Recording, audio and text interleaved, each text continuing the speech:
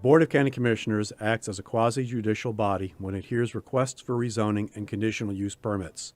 Applicants must provide competent, substantial evidence establishing facts or expert witness opinion testimony showing that the request meets the zoning code and comprehensive plan criteria. Opponents must also testify as to facts or provide expert testimony whether they like or dislike a request is not competent evidence. The board must then decide whether the evidence demonstrates consistency and compatibility with the comprehensive plan and the existing rules in the zoning ordinance, property adjacent to the property to be rezoned, and the actual development of the surrounding area. The board cannot consider speculation, non-expert opinion testimony, or poll the audience by asking those in favor or opposed to stand up or raise their hands. If a commissioner has had communications regarding a rezoning or conditional use permit request before the board, the commissioner must disclose the subject of the communication and the identity of the person, group, or entity with whom the communication took place before the board takes action on the request. Likewise, if a commissioner has made a site visit, inspection, or investigation, the commissioner must disclose that fact before the board takes action on the request. Each applicant is allowed a total of 15 minutes to present their request, unless time is extended by majority vote of the board. The applicant may reserve any portion of the 15 minutes for rebuttal. Other speakers are allowed 5 minutes to speak. Speakers may not pass their time to someone else in order to give that person more time to speak. Okay, thank you. I'd like to ask Commissioner Delaney to lead us in prayer. Thank you. Dear Lord, thank you for this beautiful day that you've given us and for bringing us together for this important meeting. And I just pray that you're with us and you give us clear minds and open hearts to do what's right for our community. In the name of Jesus, I pray. Amen. Amen. Okay, thank you. I'd like to lead you in the prayer, in the pledge.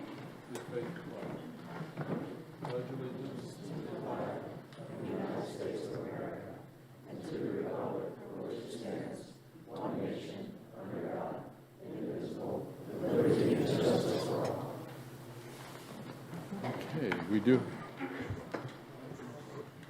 we have any minutes? I don't see any on the agenda. I think we're fine there.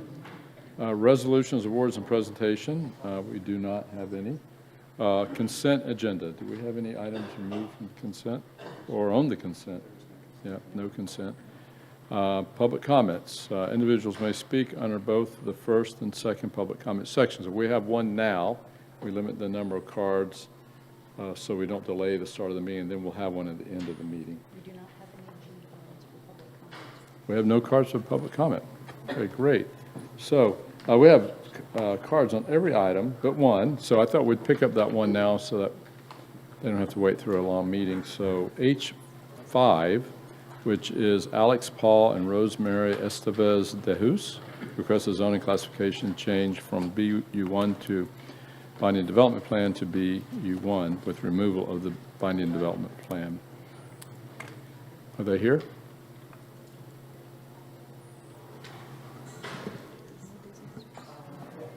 DeJesus? DeJesus? Are they here? DeJesus? Okay, we'll just go ahead and start at the beginning of the agenda. Okay, first one is H1 City Pointe Landfall LLC. David Bassford requests a small-scale comprehensive plan amendment to change the future land use designation from Res 1 to Res 2, Res 4, and NC to CC and Res 4. Okay. Representative for H1.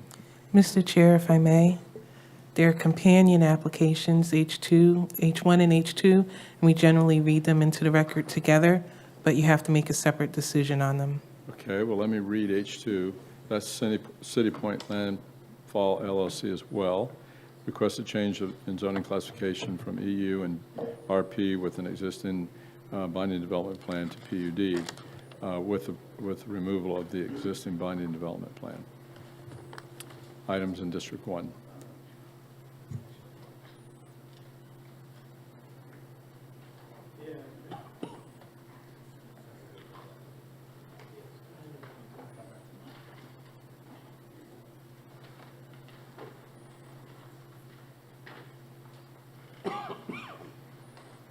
Mr. Chair. Before we get started, let's have staff give us a summary I was going to read the applications into the record, the application numbers. Okay, Okay. So for H1, the small-scale amendment, the application number is 24 SS 00009, located in District 1. And for item H2, City Pointe Landfall, under application number 24 PUD 00003, also located in District 1. okay, thank you. Good evening, Chairman Altman, members of the County Commission. My name is Kim Rosenka, law firm of Lacey Rosenka, here on behalf of City Pointe Landfall, the owner and developer of the project. Also with me is David Bassford with MBV Engineering, the engineer of record, if you have any questions. I feel like I've given this presentation 4 times, but because of the last comments that we heard, we did work with staff. So with the future land use, we have changed the Res 4 to a Res 2. And the reason we hadn't done that before was because we didn't think we could, because part of the land was in the coastal high hazard area, and because of the spreading the density, we weren't sure we were able to do that with the size of the houses clustered the way they were. But working with Mr. Prasad and Ms. Gilliam, they determined and opined that we could change it to Res 2, and with the density bonus provided in your comp plan policy 1.8, we could ask for the density bonus of 2.5 to keep the 23 units we're requesting. So with that, we have changed that. What I've provided to you is exactly what's in the staff report. It was provided on January 24th or 26th, not January, November 24th or 26th. It's in Legistar. It's nothing new. It's what's already there. I just thought it might be easier to see up close in this document. So the page 2, that is the PDP that we're requesting to be approved with the PUD zoning. It shows the zoning currently is EU. Page 3, it shows the existing future land use of Res 1 and the Res 4 to the east and a little bit of Res 2. That will all now be Res 2 if you approve it. So the Res 2 will be exactly the same as what's to the north, the Parkchester subdivision. And the houses are compatible in sizes. That's what the engineer was able to do. It takes the wetlands of Res 4 and makes them to Res 2. It hopefully helps some of the neighbors with the idea that we're really trying to do 48 units when all we want to do is 23 units.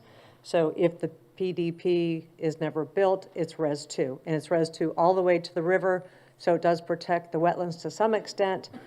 There was a request that we put that in private conservation. It wasn't large enough to put in private conservation, so we could not do that, but it will definitely be in a conservation tract, the wetlands to the east. The next page is just showing the wetlands area and the temporary impacts. There's going to be a bike path, an elevated bike path through the wetlands as an amenity for the residents.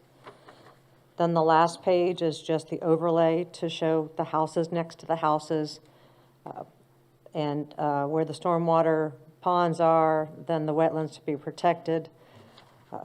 As you may recall, the residents have been very engaged, very vocal. They asked us not to have townhomes. We took the townhomes off. They asked that no access on Parkchester. We took that access off. The only access now is from US 1.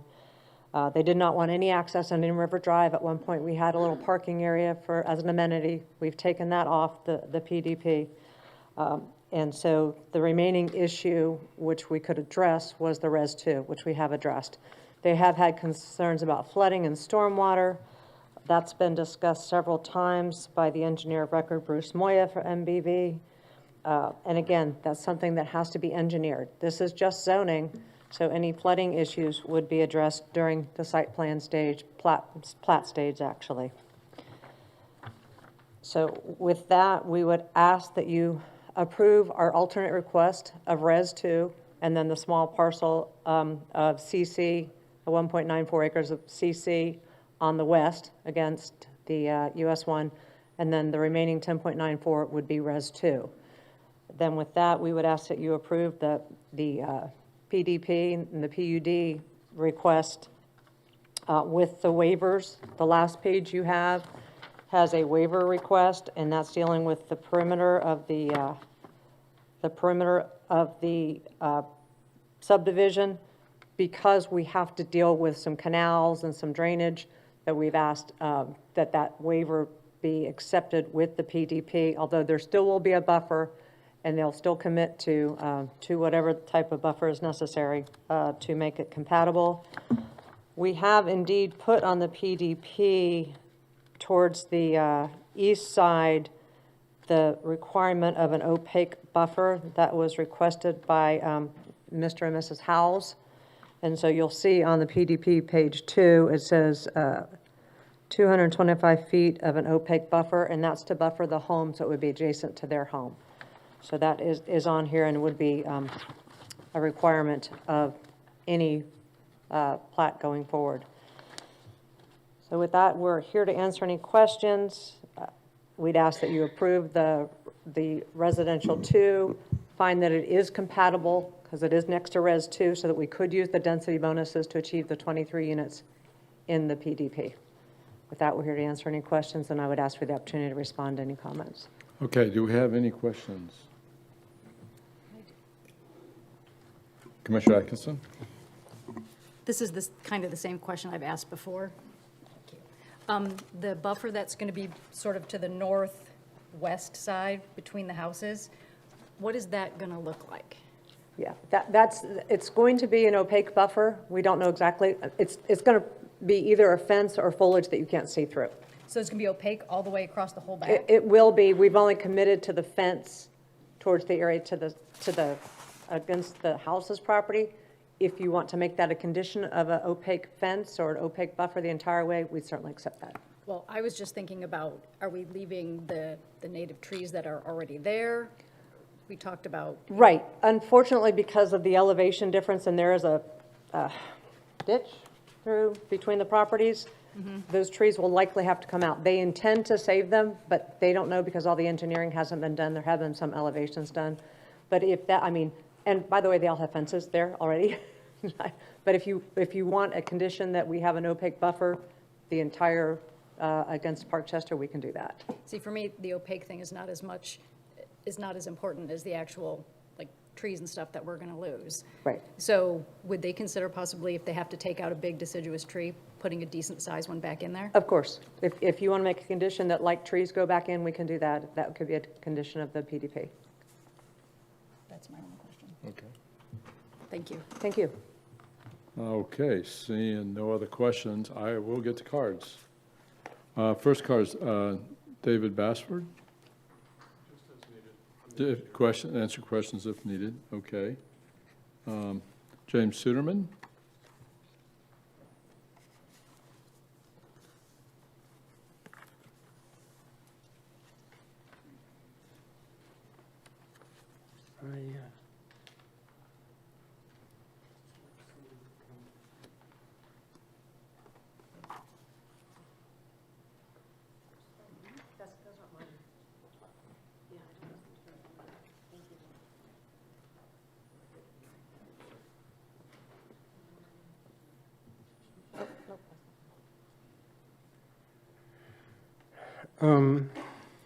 My name is James Suderman. I live at 3469 Indian River Drive, which is just south of this project.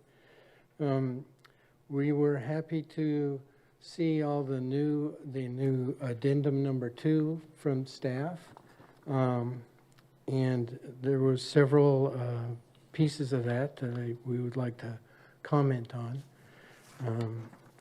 So in light of the new alternative proposal submitted by City Pointe Landfall on December 25th and the new staff comments, addendum number 2, we would like to voice the following. While we recognize that the latest proposal from City Pointe Landfall does not preserve the original existing binding development plan that we keep asking for, it does address to a greater or lesser extent most of our remaining ongoing concerns with density growth potential, stormwater and groundwater discharge issues, wetland preservation, and roadway flooding. If the commissioners were to adopt all of the conditions, staff comments, and applicant offers outlined in addendum number 2, and in the City Pointe new PDP, their 2025-1126 applicant alternative proposal that I think he just handed out.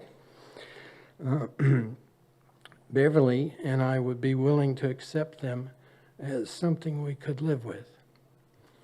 Be assured, though, that we only represent ourselves in this and cannot speak for the rest of our neighbors who have fought with us so long and hard to get this commission and this developer to listen and respond to all of our comments. Specifically, to grant our support, we would like to see, number one, application of the Res 2 future land use map designation on the entire 10.94-acre residential portion of the property. And we'd like to make sure that a ban is imposed on all residential land use on the wetlands. The staff comments also mention that a public works engineering evaluation of the outfall pipes across the Indian River roadway and of possibly raising the road should be performed. We'd like to see that memorialized here. As suggested by staff, they talk about creating a new binding development plan which incorporates at least the following provisions. Any future change to the PDP will be considered a substantial change and require board approval for the change. Overall reduction of the rate of stormwater discharge from the subject property and overall reduction of the volume of stormwater discharge from the subject property. The new BDP should conduct a groundwater analysis to identify any groundwater concerns and address them accordingly. And dedication of up to 50 feet of right-of-way for Brevard County maintenance and roadway projects along the North Indian River Drive. And finally, a provision that says the future land use designation to revert if the final development plan were never filed. And with that, we'd like to say again, if all the provisions and comments from this new addendum, staff addendum, are included, we could live with it. We could support it. I have a question. Okay. I noticed, and it may have been just an oversight, but you left out one portion in your comments. I was following along with you. And it's the one that says preferably without the 25% density bonus based on FL1 policy 1.8. Yeah. If limited to 21 units. I didn't hear that. And I don't know I'm if you sorry. I did skip that. Yeah. That's true. If we definitely appreciate the Res 2. If we had our preference, we would like to see it be without the 25% density bonus, which gets them up to a potential of 25. Although, with the PUD being approved, that would just limit it to 23. And I did make a comment here. It says, if limited to 21 units, the developer could incrementally increase the lot size of the small southern lots, which are pretty small, and or could donate a portion of the south side property as an access path to the 1800s Pioneer Cemetery, which has been landlocked now for decades. And that would be a nice gesture. So. Okay. Okay. All right. Our next card is Greg Burrows. Did I get that right?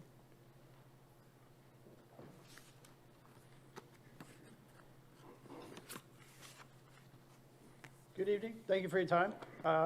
Just kind of reiterate what my previous speaker just said, and really the main thing we're looking at is wetlands, how that's going to affect any runoff that goes down into the river, anything from the soil and obviously from the grasses and fertilizers, things like that, that could end up in that river going straight down. We do appreciate the 2 units per acre. Not sure how that's going to affect with having the RV storage in the front. I wouldn't mind seeing a turning lane dedicated into that neighborhood so that the 3 lanes, which have been reduced to 2 right in front of that property, don't cause any bottlenecks or any more accidents. Thank you for your time. Thank you. Diane Burrows?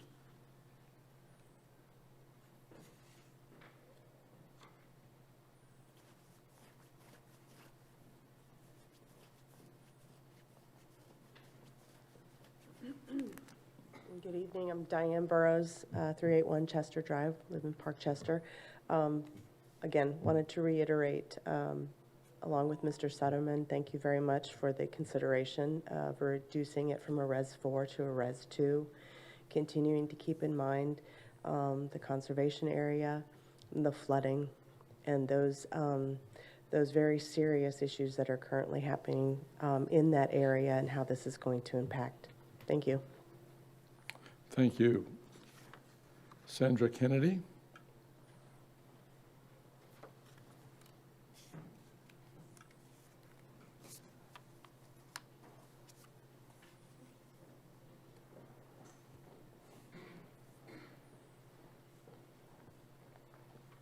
Sandra Kennedy, 3711 Warwick Drive in Cocoa. I'm about half a mile north of this project. So no matter how many public hearings and how many residents complain about this project, the criteria are set in the rules and regulations that are applicable to this board, and they are binding. And the applicant has not met the requirements for a variance. City Pointe Landfall's application does not meet the criteria for a zoning variance, even limited, and the county commissioners must reject the application in its entirety. Not once have they addressed the community, the neighborhood.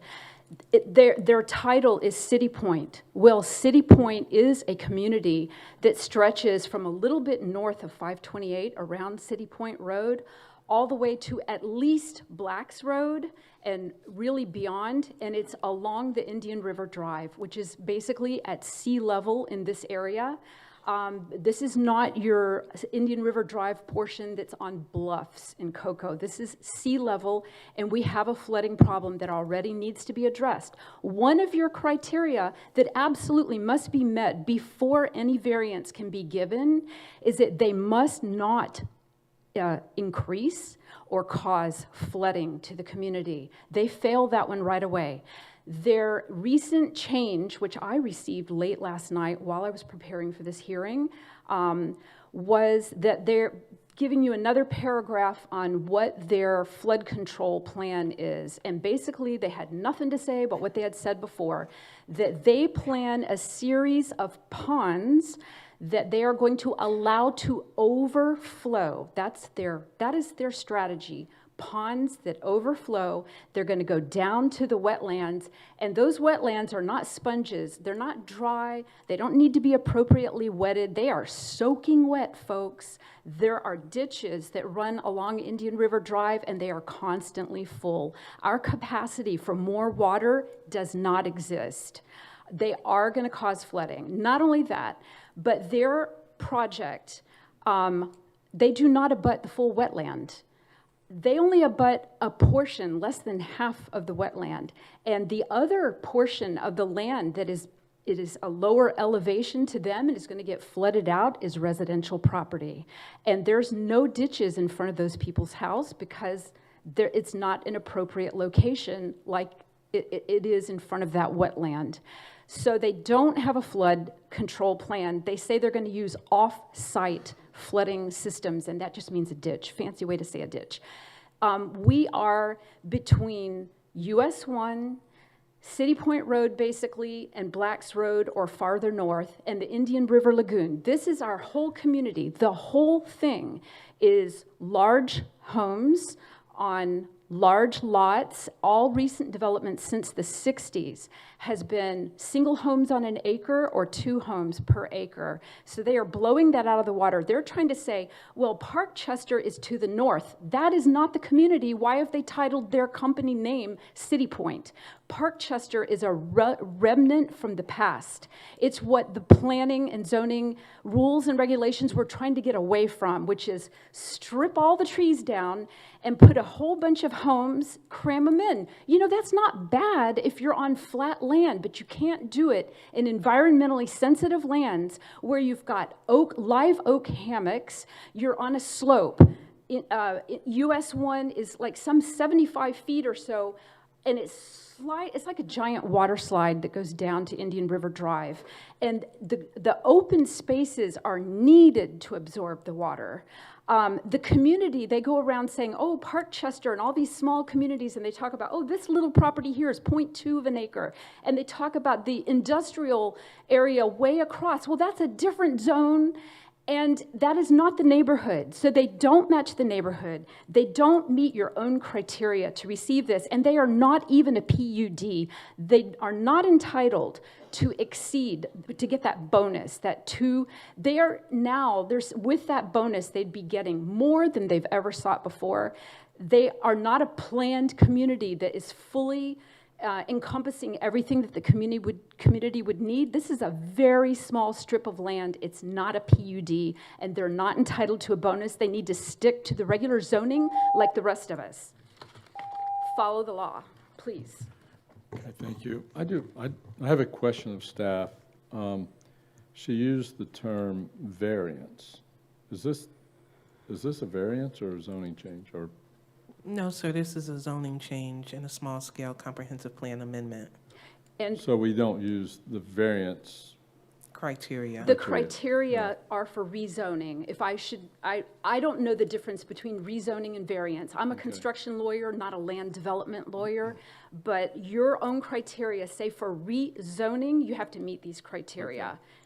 So it's flooding that has to be met before, and compatibility match the entire community. And the other thing, their PUD, they have to hide that extra density within the community so that it can't be seen from the rest of the community. That's the only thing that would allow you to do it. And this is such a small strip of land, there's no hiding anything. Okay, thank you. Thank you so much. I understand your point now. Okay, I think that's all our cards. We'll bring it to the board. Are there any discussion, questions, motions? Question. Just Commissioner Goodson? and it might be Mark, your question. In their proposal for dry retention ponds on the hill that eventually get to the wetlands, they're required to store 100% of their water for 24 hours? Is that correct? On their land?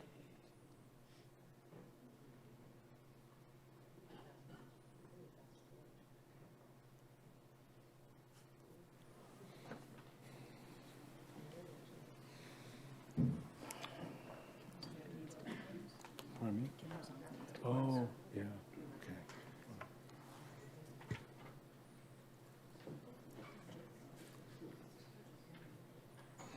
And while he's walking up, before we take a motion or vote, Kim Rosanka we'll give you an opportunity to close. You might want to hear this first anyway. Okay. Commissioner, I'm going to let Darcy answer this. So they're not going to be required to hold 100% of their water on site based on state stormwater standards. They have to meet certain criteria to hold, I believe it's a 25-year storm, and then that gets held to treat for water quality, and then there'll be eventual discharge that'll go through the system that they show on the BDP, or excuse me, the PDP that goes down through the pond, down to the wetlands, and then out to the river. So that doesn't account for the volume, just the rate and then the water quality treatment. Who would, as far as staff, how much water do you think is going to occur that goes through the wetlands to the river? There's no way I could No way answer you know- something okay, like that. depending on rainfall, right. Yeah, but I think in the package, Billy, Trina, if this is correct, there was that the engineer had previously talked about maintaining the volume and the rate of flow, that was something that he could engineer. Yeah, that's correct. Mr. Moy had previously advised that they agreed to engineering's concerns about ensuring post-development stormwater discharge rate and volume for the site. But because this is just at the zoning stage, we have not seen anything and can't confirm that it meets it, but that's what he has agreed to. And of course, we'll all agree that the City Point Road intersecting Indian River Road has always been low. Always been low, correct? Yes. Okay. Now, Billy, may I, Chair, ask another question? Absolutely. Billy, would you tell me, addendum number 2, could you read off the concessions that you think are fair or that you're willing to accept? Sure. If I may, I'll start with one that somebody had mentioned today and Ms. Rosenke had brought up last time that we don't think is appropriate, and that would be the automatic reversion of the land use if the PDP was not recorded. Staff does not think that there's any legal mechanism to implement that, and that's why we've left it off of the agenda report for board consideration. I just wanted to explain why the public wouldn't hear me say that. So for the conditions that the applicant has agreed to, I'll add one that they mentioned today, which is like-for-like trees as part of the waiver request for disturbing the buffer. Then beyond that, an overall reduction of the rate of stormwater discharge from the subject property, an overall reduction of the volume of stormwater discharge from the subject property, conducting a groundwater analysis to identify any groundwater concerns and address them accordingly. And they have volunteered to offer to dedicate up to 50 feet of right-of-way for Brevard County maintenance and roadway projects along North Indian River Drive. And staff would suggest that if the board is looking to implement those conditions, that it do so and ask that they be implemented through a BDP. Question, Chair, one more? Yeah. My question would be, if this gets approval and if this is built, then how are you going to govern the discharge of water? How would that occur? That would be done through the site plan process, and then they would have to demonstrate that they're meeting all these conditions through various analysis. Do you also, would they be liable down the road 6 months after the project's done to make sure they don't put too much water in the Indian River Lagoon? Well, I will say this. So the BDP will carry with the land. Now, I will also say, though, under our code that the maintenance of discharge is typically on the private entities. But I mean, so I wouldn't say it could be enforced in the future. Yes. Okay. Thank you, Chair. Mr. Chair, I have one other condition. Yes. And that condition is to memorialize in the BDP that any future changes to the PDP be considered a substantial change and be brought back before the board. Good. Okay. Mr. Chair, if I could also add one more. I don't know that this was agreed to during the last meeting, but we had asked for the 50 feet of total right-of-way that is proposed to be dedicated, that they also agree to mitigate those wetlands in the granted right-of-way. Otherwise, that will become a future county cost. Okay. Okay, Commissioner Delaney? Thank you. I also did want to disclose that I had a meeting with the Twin Lakes Homeowners Association, and I did drive by the neighborhood, by the location to see, the conditions and whatnot, just on, what day was that? Last night. And I guess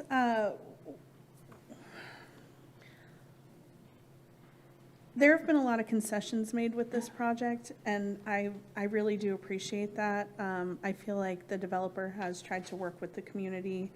And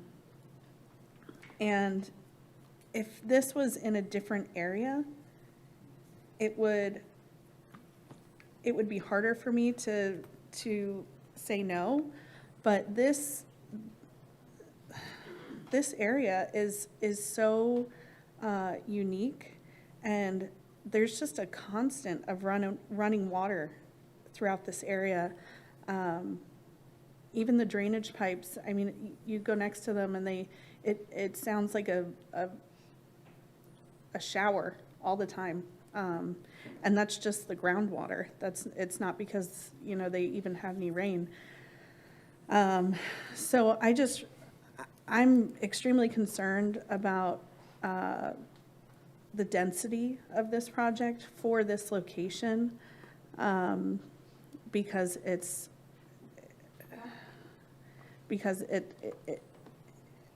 just so fragile.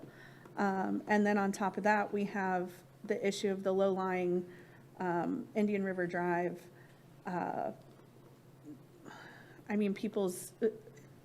People's vehicles are getting ruined. People are being trapped in their on their streets.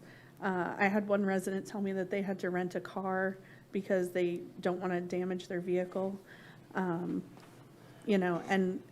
District 1, we're experiencing a lot of flooding and a lot of property damage. My concern is that we're going to hit a boiling point at some point, to where this is going to be a countywide problem, because we're going to have to start buying houses from people if we're not careful. Volusia, they have had to deal with this, and I don't want to see that have to happen in Brevard County. And I'm just very concerned that if we don't keep this binding development plan and keep the density low in this area, that we are going to have huge problems.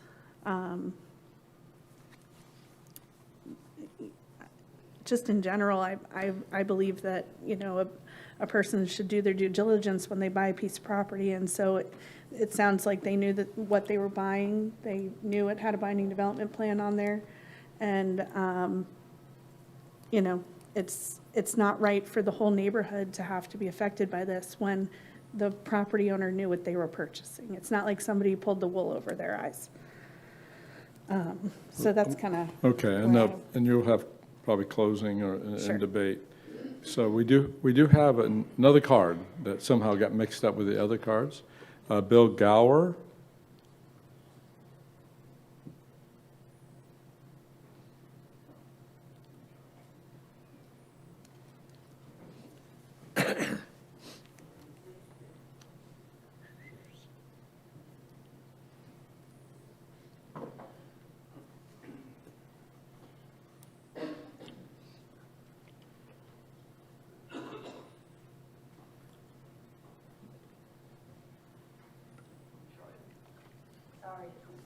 No, that's all right. That's okay, take your time.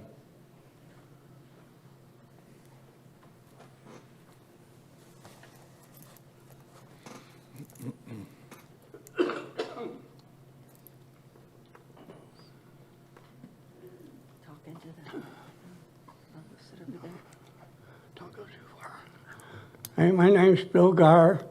I live at 385 Chester Drive, Cocoa, Florida 32926, in Parchester Estates. First of all, it keeps coming back. The original owners, or the people that bought this property, knew that there was a binding contract on it.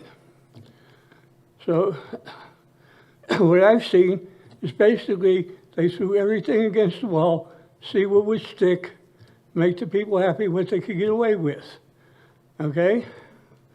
After a meeting, they would say, oh, there's no reason for you to go to the next meeting. So there was 100 of us that started that. Then he said, well, 10 of them showed up. Well, you don't need to go to the next meeting because we're just going to postpone it. So that's why we've dwindled down in size that way. I've lived there since '89. That property was orchard field that I was taking care of for the owner. I know how big wide it is. It's not very wide. By the time we put a road through the middle for 2 lanes, and then houses, and then for the driveways, that's a lot of water that's being added to that property. Okay, no place to go. And when I talked to the guys that did the survey, my property sits lower than anybody else on to that property in regards to it. And I do get flooded out when it rains. And I'm up on the upper side, not even down to the lower side with these other people. So basically, they threw everything against the wall, and let's see what sticks. Now, what happens is, if you approve something, say, what makes this guy not go sell to somebody else? And this guy said, well, they got away with that. Let's go back and ask for more. And that's all I have to say. Thank you. Okay, thank you. Oh, the other thing I wanted to say, I noticed they keep passing paperwork up there. I didn't see none of it from the developers. Okay, thank you. I think this is the same as what's in the packet, what the applicant gave us. Online, it's online. Okay, that's all the cards. Kim Rosenka. Thank you, Chairman Altman. Just briefly, I want to thank Mr. Suderman for his comments. We have tried to work with the residents. Mr. Burrows asked about a turn lane. If FDOT says it's necessary, certainly that would be put in. I do need to make the point that right now water is just sleeting off this property. There's no treatment, there's no nothing. This will retain the water, it will treat it, it will be better than it currently is after this is developed. And the county has ensured this, Mr. Bernath, by asking for these conditions to which the developer has agreed. Reduce the volume of stormwater to better control runoff. Reduce the rate of stormwater discharge. So this will improve what's going on with the water sleeting to Indian River Drive. Again, we did agree to like trees for like trees. This is not a BDP. These are all conditions of the PDP. We don't do a BDP usually. We're willing to do it, but usually we don't do a BDP with a PDP for a PUD. And any changes to the PDP, that's part of your code.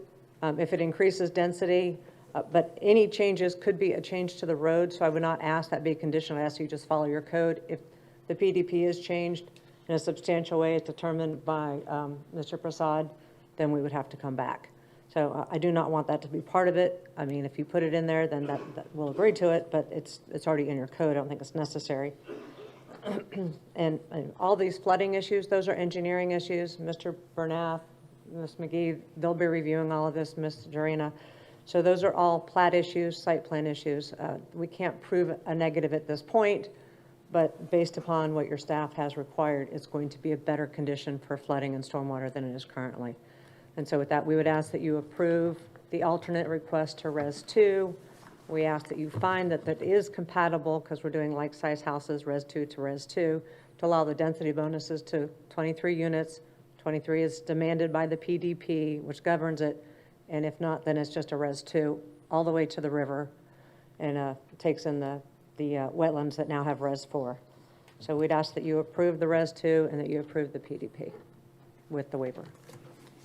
You may have addressed some of this toward the end of your conversation, presentation, but I do have a question. Maybe you can elaborate further. One of the big questions that has been brought up to us is that there was an agreement. There was an agreement for a binding development plan, and now that's being changed, so people feel like that sort of a bait and switch, or they're going against the commitment of the landowner. I don't think it was you at the time. What's your response? What are the reasons for going with a change? Well, as I mentioned at the October meeting, this has really been a troubled piece of property. It's been in and out of foreclosure. It's been back and forth between owners. It's not been developed. There are challenges to the land with the wetlands, with the sloping, with access. This is a challenged piece of property, really a troubled piece of property. And a BDP was agreed to in 2008. And in 2008 was kind of the crash of the market at the beginning of it. So I believe they just took whatever they could get. Regardless, it hasn't been developed. It's only the 7 acres in the center. So there's other developable land that's Res 4 that in theory could put another 12 units on it as is. So we could have the 12 and the 7, that's 19 as it is. So it's like a change of zoning. It couldn't be built that way. It's not feasible to be built that way when you had to have in all the stormwater, when you have to add in all of the other requirements of subdivisions that weren't the same in 2008. Costs of construction have doubled in the last 5 years. So it wasn't feasible for the owner in 2008. My client bought it 2021. It wasn't feasible for him. So it's basically he's asked for a rezoning. Removing the BDP is really just a rezoning action. And we've said the reasons why we want to do it. Basically, it's the conditions of the property. refresh my memory, I know I looked at the BDP's, the original binding development plan is in the packet. But the original binding development plan, did it preserve the wetlands along the river? All it did was the 7 acres were limited to 7 units. Okay. And did with it an EU limit zoning. Did it limit access to the River Road? I don't recall that, sir. That I don't Okay. recall. But we're not going to Indian River Road. Right. We're definitely Okay. not. So I was It- there were some advantages. There was that a you're- limit. We couldn't access Park Chester, and it didn't really define what that meant. Park Chester has a road that goes directly into the property, and our property, and dead ends. So that was my interpretation of what can't access Park Chester. The neighbors thought it meant you can't use our road, which is really a public road. But that was the access. It wasn't Indian River Drive. Okay. You can't access Park Chester, which we have taken off access to Park Chester. Any other questions? Yes, Commissioner Delaney. Don't you think that it's maybe, don't you think that it would be extremely expensive to mitigate this property to the point where you could build to that capacity? If say you built the 12 houses on the Res 4 portion, and is that really realistic? Well, what you're missing is there's 3 acres that is not wetlands. That's Right. still Res 4. Right, but you That's would still between have the to, wetlands and the Res 1. you would still have to account for the stormwater and all of that kind of stuff. So it's just, I'm just saying the allowable density now, in my opinion, is 19 plus the commercial, and we're asking for 23. And that doesn't include the wetlands. Staff report says something else. I disagree with staff report. Commissioner Feltner. This is just out of curiosity, really. You're going to have to do a lot of work to this property. There's no doubt. There's expense in getting this ready. So, ideal market conditions. How much are you asking for each one of these homes? And I ask that because I think nearby neighbors sometimes are like, well, I don't want these cookie cutter houses that. Based upon my other developers, it's 450 to 600. I don't know about this, but from what I know from other developers, they're developing similar products. The sale price would be between 450,000 and 600. Okay. Chair, Yes. would you be agreeable to everything Billy quoted that would be attached to this permit? Yes, sir. Is that okay with you, Billy? If I might just ask for one clarification from the board, Ms. Rosanka, I believe, just said that she preferred not to have the condition that any change to the PDP come back to the board. And so that's completely up to board discretion, whether they would prefer just to keep the typical, which is any substantial change would come back to the board, or if they want any change to come back to the board. How would you agree with that? I think you ought to stick by your code, and that was Ms. Gilliam that stated that. It wasn't Mr. Prasad. So do I you would agree prefer it with- not be, if you add it in there, we'll accept it, but to me, I think you have a code for, because any change, as I said, could change the location of the road. That, to me, shouldn't have to come back to you all. I think within reason, we're not talking of those changes. At least are you, You Billy? said any change. Well, the way it's written, and this was mentioned at the last board meeting, and that's Okay. why we put it in there. It does say any change. So I would say, if there's some middle ground the board wants to consider, you can do that as well. And there may be a change that is better for the land and the We neighborhood. could take out 2 units, we'd have But to they- come back. They would not want to come back, do that, because they would have to do this. So I'm fine with having some flexibility there. Yeah, I am too. Thank you, Okay. sir. And may I? I'm Sure. sorry. Yes. Billy, it's staff's preference to have these conditions memorialized in a BDP as opposed to as conditions for the preliminary development plan, right? Well, we could prefer it to be both. So conditions of the PUD memorialized in the BDP, and we ask for that so it's both easy to track internally and transparent for the public, because when they look up the map, they'll see it's a PUD with the BDP, and they can easily see those conditions. That's, I apologize, I missed that. I'm not used to that part of PDP. That's fine, certainly. Okay, Commissioner Delaney? I just want to bring up, what one of the residents said, that, the reason why there's not a lot of people here tonight is because they've come out over and over and over and over and over again. And the neighborhood still hasn't changed. The couple of people that have come up and said they could live with this, it's not because they're happy about it. Like,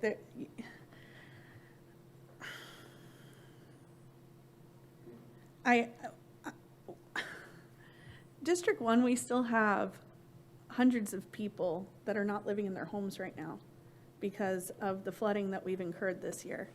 And it just is, it's frustrating to me that all of this is being overlooked, in my opinion, what I see happening right now. And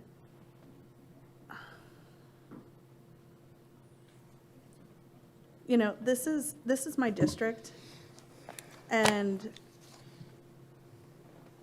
I know what my constituents want and need, and nobody is guaranteed a rezone. That is not a property right. And this is going to dramatically change this community. And regardless of what they're going to say about controlling the stormwater, it's going to. I have not seen one neighborhood in District 1 where a new neighborhood goes next to an old neighborhood and flooding didn't happen. Not one.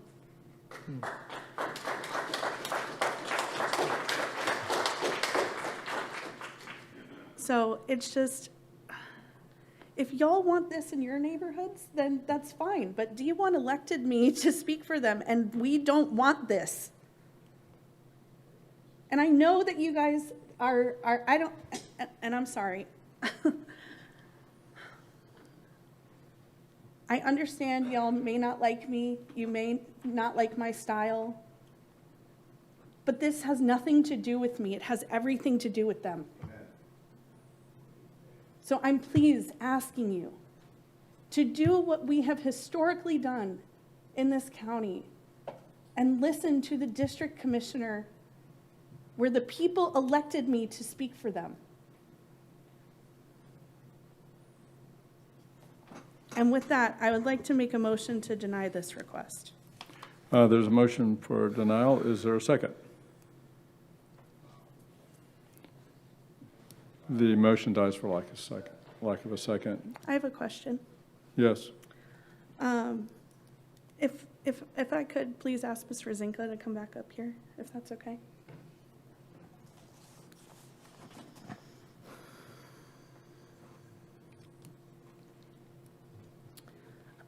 Would the developer be willing to do any kind of shoreline shoring up in this area? I don't know what that means. I'm sure we can put that we will work with the staff to do what we can to help in that area because we do own property. So we can put that as a binding condition that we work with county to work on shoring up the shoreline on the riverside. Some of the areas, obviously not right on their property, but around it, some of the owners have put more, like, I don't know if it's fill or whatnot. I've driven down there. I've seen yeah, it. the coquina rocks and stuff, and that seems to help in those areas. And I don't know if they're willing to do that, but No, that we would- are. The developer would be because we did talk about that, but staff needs to come up with a comprehensive solution that everyone can help and do the same thing, and we're Right. certainly willing to help with that. Okay. And so if I could, I'd like to make another motion. Could I ask a technical question? Sure. I don't mean to interrupt, Mr. Go Chair, ahead. Go sir. ahead. Is that something that you have to go to DEP for when you're on the edge of the river? Yeah, you'd Just have so to get we're a all clear permit on from that. the state, and you'd have to get a permit from Natural Resources as well. And we don't allow seawalls, but they can do coquina, slope revetments, and native vegetation, living shoreline. So there's other strategies they could use. Okay, so they're not going to run into a issue with the county. I mean, It I'm not depends asking on for what a they commitment. propose. Oh. Yes, but they should be able to get a permit from us. There are, how about if I ask it this way? There are other property parcels along there that have these treatments that they could potentially duplicate? Is that? And they could probably do better. Sometimes we see when people just do their own thing, maybe it's not quite as fortified as it could be if it's properly engineered and has filter cloth and mangroves, say, that sort of thing. But yes, we do encourage that. Okay, and some of those other things also DEP has signed off on, maybe even in the last few years. Yes. I just don't want there to be false hope that they're going to do something and then they run into a problem with DEP. Yes. Okay, thank you. I have a question about it. That's a good point.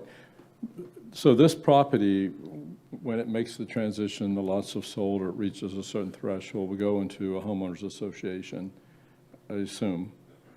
And the St. John's, I think now requires that. So they're responsible to maintain the stormwater. They also own and that's probably part of the amenity to the project. They have a pedestrian access. They can literally walk to the river.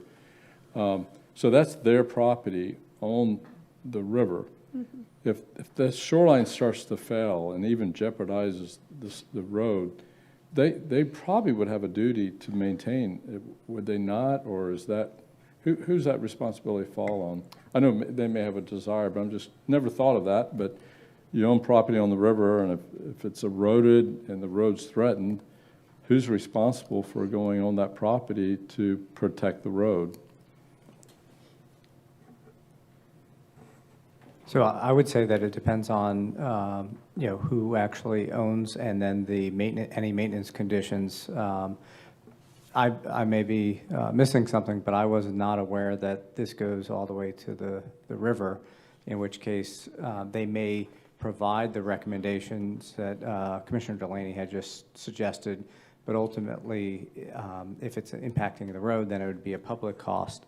I'd also just add, while I have the floor for a second, that we'd need to be very careful. A revetment system could actually wind up trapping the water, making it worse. We're in the process right now of doing a major study for that road, and there's not an easy solution. I said this before, but the actual solution is about $1 billion. There's also lots of private properties that we'd have to figure out even how to overcome that. So the big issue is, how do you keep the water out? It's not necessarily the stormwater that's going down the hill as much as it is the waves overtopping. The road is very low, as was mentioned earlier, and now if you raise it up, whether it's some sort of revetment system or you build a great big wall, you have to raise the road. You raise the road, you move all the utilities, and you move all the connections to all the houses, to the road system, and that's where the $1 billion comes in. And when you say $1 billion, you mean the entire river road, not, you're talking a lot. Our study focused on 9,000 linear feet, which 9,000. I would suggest that the juice is probably not worth the squeeze at that point. Mm-hmm. Morris, were you reaching for your mic? I think Mark okay. pretty well. That's an issue, I'm sure, that we'll deal with St. John's permitting, and the homeowners would probably want to keep that as nice as they possibly can. Okay, any other questions, Commissioner Delaney? So there's a lot in this motion, obviously, so if staff can help me, but what I'm looking for, and Ms. Rosinka, if you wouldn't mind, is would they be amenable to not doing the bonus density, doing 21? Yes. If we could do, if we could move to approve this with all of the things that staff has said, plus working with staff to shore up the shoreline there. First, you have to make a motion on H1 for the small-scale amendment. Okay. Then the other one, H2, when you make that motion, you can... Add all that stuff. Yes. Okay. But if I may, Commissioner, so when you make the motion, what I'm hearing is that the motion is to CC and Res 2 without the finding required for the density bonus, so, okay. Right. Yes, I move to approve that. Is there a second? I'll second that. Second? By Commissioner Feltner. Any discussion? All those favor signal by saying yay? Yay? Aye.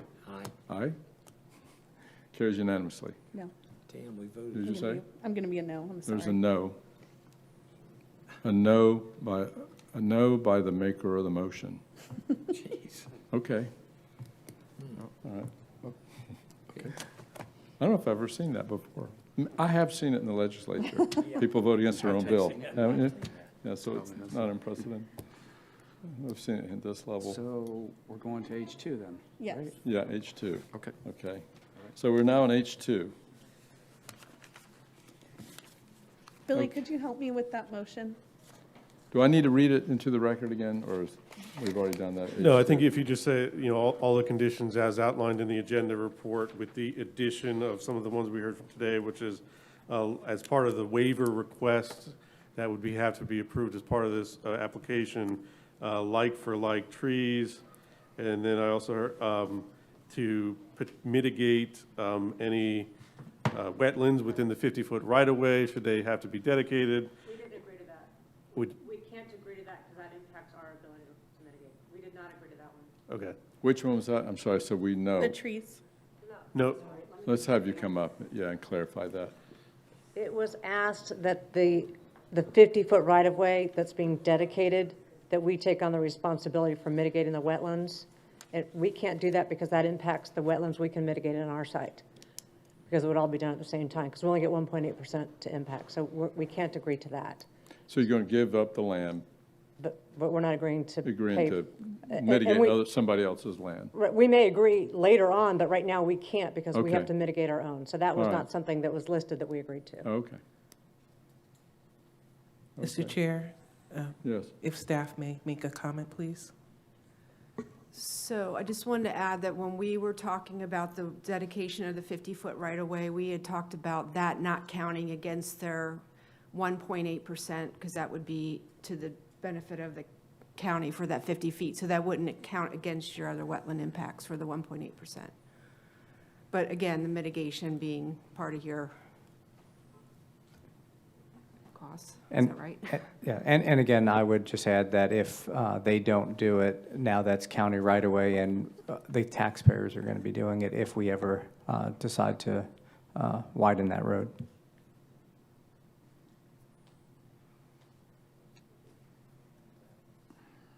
Okay, I have a question on that. But if we own it, wouldn't it be our responsibility to mitigate for widening the road? That's the public benefit to widen the road. And if they've given up that right of way, it would be the public's responsibility to mitigate for the public good of building the road. I mean, I can understand their point. They're giving up the land and now they have to mitigate. I don't know, it's just, I agree with the applicant on that. I don't think that should be a requirement. Commissioner, how about, I don't know if they would agree to it, but buy credits for the mitigation?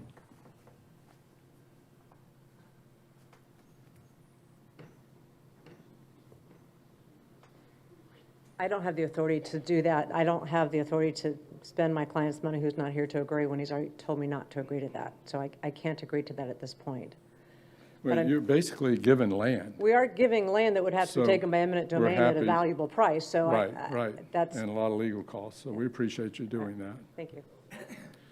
okay, so with that said, then the conditions would be as outlined in the agenda report. If you'd like, I can restate them, but I stated them before. So it would be like for like, in addition to what's in the agenda report, be like for like trees, and work with the county to add potential treatments to shore up the shoreline along the Indian River Lagoon. I have a question on that. On the issue of clearing, because I'm for not clearing land as much as possible. But I've seen a lot of projects where, and some of which I voted on to preserve the native buffer. You go back and the buffer's dead. Because when you do the improvements of the property, you affect the draining, just a little bit of soil and some of those trees kill it. So I agree with not having to be able to go, and it would have been a healthier, more attractive buffer if it was replanted. So I support that. I do have a question though. When you say like for like, are you talking species or size? Because if there's some very large trees there, that. I think we're looking for similar type and size of tree, but I will defer to Darcy, whose department implements that code. Like for like can work, depending on how big their lots are, what that buffer is. I mean, they may not be able to put back the same number of like oak trees that may crowd out or may interfere with the buildings, the structures, so. I worry about their ability to do size, too. Yeah, I mean, and that's kind of a tough one to apply at permitting, because, you know, if you take out a 20-inch oak, you're not going to put back a 20-inch Right. oak, you're going to have smaller ones, so. I've been by the site many times. Yeah. I don't think a tree survey has been done, so I'm just concerned if we say light for light, the size shouldn't be a requirement. Perhaps in my mind. similar within reason. Okay. Yeah, There we go. okay. That's good. Yeah, Right. we like to make it specific. It helps staff apply it when we get to permitting. So I don't know if there's, Billy, can you put in language in there to negotiate with natural resources for appropriate buffering vegetation that will thrive and mature Right. into a good buffer? I like Would the that word be mature. acceptable? Is that what we're looking for? Yes. Yeah. Okay. And I could just, if I may add one more thing, you know, we're talking about PUD condition, we just asked that the motion include to memorialize that in a BDP. Okay.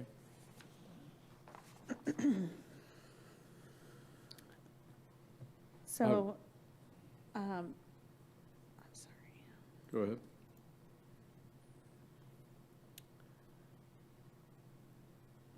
Not the right one.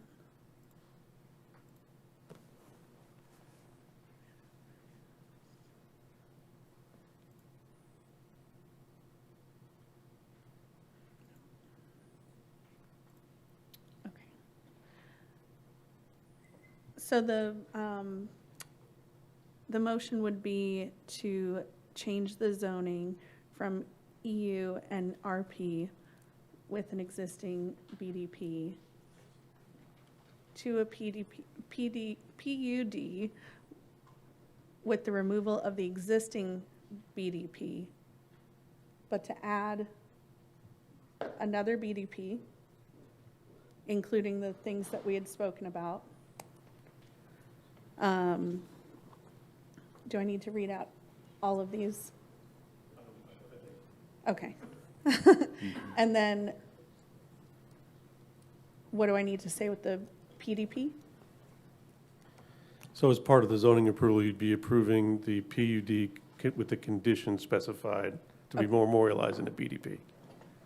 So moved. Okay, is there a second to that motion? Second. Second by Commissioner Atkinson. Okay, any discussion, any debate, any questions on the motion? Seeing none, all those in favor signify by saying aye. Opposed? Nay. Nay, with Commissioner Delaney voting against the motion. Passes 4-1. Okay, thank you, Commissioners. We've really, I think, come up with a good product here. We want to thank the applicant and thank the residents who've been a part of this process. You've made an impact.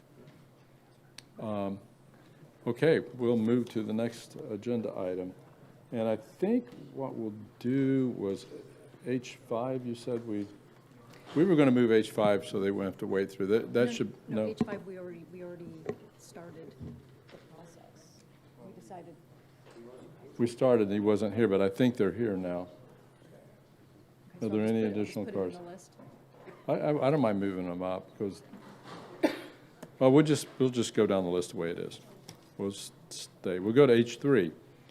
Jacob Foune requests a small-scale comprehensive plan amendment 255.14 to change the future land use designation from Res 1 to Res 2, paragraph 25SS00008, tax account number 2000804, District 1. Mr. Chair, Yes. these are companion applications, so you have to read in H4 as well. I thought Or I was can doing read it in so for good, you. but I guess- yeah, go ahead and read it for me. I should have let you read it for me It's anyway. okay. Jacob Foune requests a zoning classification change from SR with a BDP to SR with removal of the existing BDP and an addition of a new BDP under application number 25Z00037, located in District 1. Okay, great, thank you. I'm going to let you read it next time. You do better than I do. Okay, you're recognized. I'm Jacob. I bought this land, submitted permits, got everything accepted and started building. I've already got concrete and block done. All my inspections have passed. I've had my trusses sitting for nearly six months. My wife and I have spent our life savings on this and just want to continue. I relied on the county and did everything as I should. I also want to clear one thing up from the last meeting. I am an employee for a very reputable AC company. I do not work for Minnick. I do new construction HVAC for many small builders in Brevard County, including Minnick.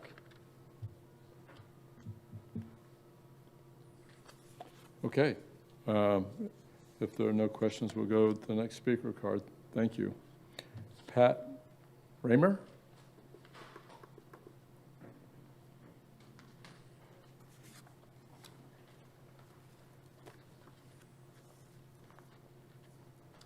Pat Raymer. I live at 6105 Mangrove Street, Scottsmore, Mims, Florida. What I want to address has been already spoken about many times here, and that's the density.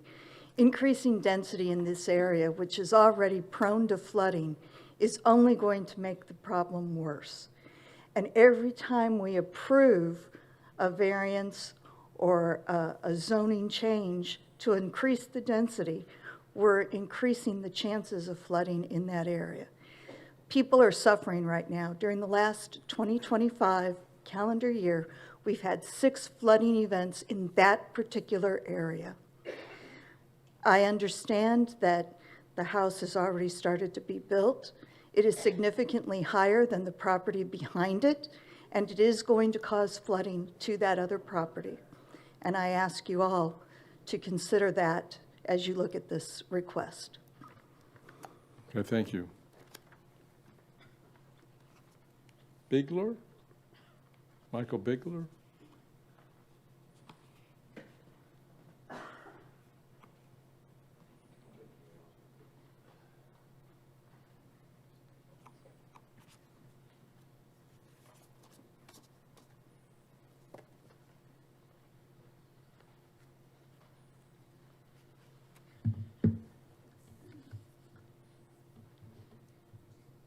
Go ahead. My name is Michael Bigler. I live at Golden Shores, 4125, for 22 years. I've been living in Brevard County for 61 years and doing construction for 40 years and worked for many contractors throughout the state of Florida, some very big ones. I have never heard nothing like I'm hearing that I'm going to talk about in my entire life of my career. Scotty Minnick is a contractor who sold 0.454 acres to Jacob Foune. Alterations were done to the lot, which violates the condition of the BDP, the section 62-2102 Brevard County Code Ordinance, which states that no person shall separate the lot in which a manner that violates the law. But the land was unlawfully split, and an unlawful permit was given anyways. Now, we all would have been at the public hearing along with Clifford McKnight of 3900 Golden Shores, November 17th, if we were notified.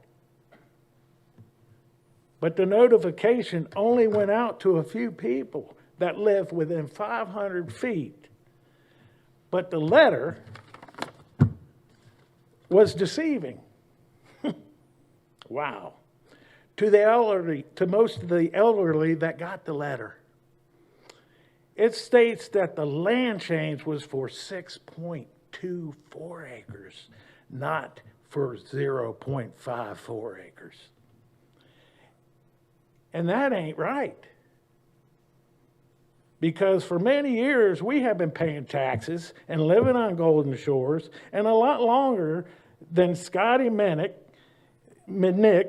and the applicant, Jacob Foune, who is trying to unlawfully split land, and build a house with an unlawful permit on 4060 Golden Shores Boulevard, which is going to be the launching site for Mignite, whatever construction it is, and other builders, so they can break up properties into smaller sections to build more houses and make more money. Now, there was a situation that took place right beside me on 3.10 acres. The code enforcement was called. They stopped it because the law was being broke. And sad to be said, the guy that owned the land died, and my heart sunk for him. I cried for him. Okay? Because it was just a small little thing that he had to take care of. But he had over 3 acres. Okay, we're not talking about 3 acres here, or 2 acres, or even 6.24 acres. We're talking under acreage, which we don't want up there. So, that just doesn't make sense to any of us that are here today.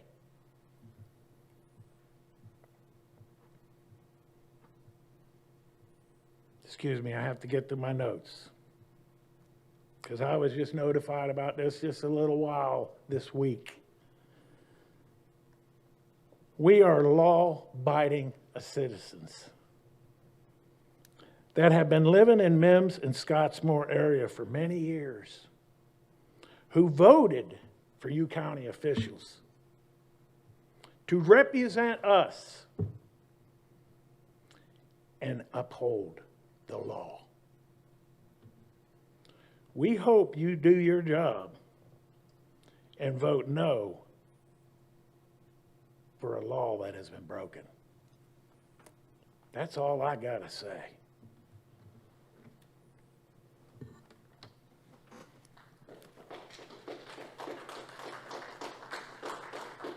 Stephanie Knight.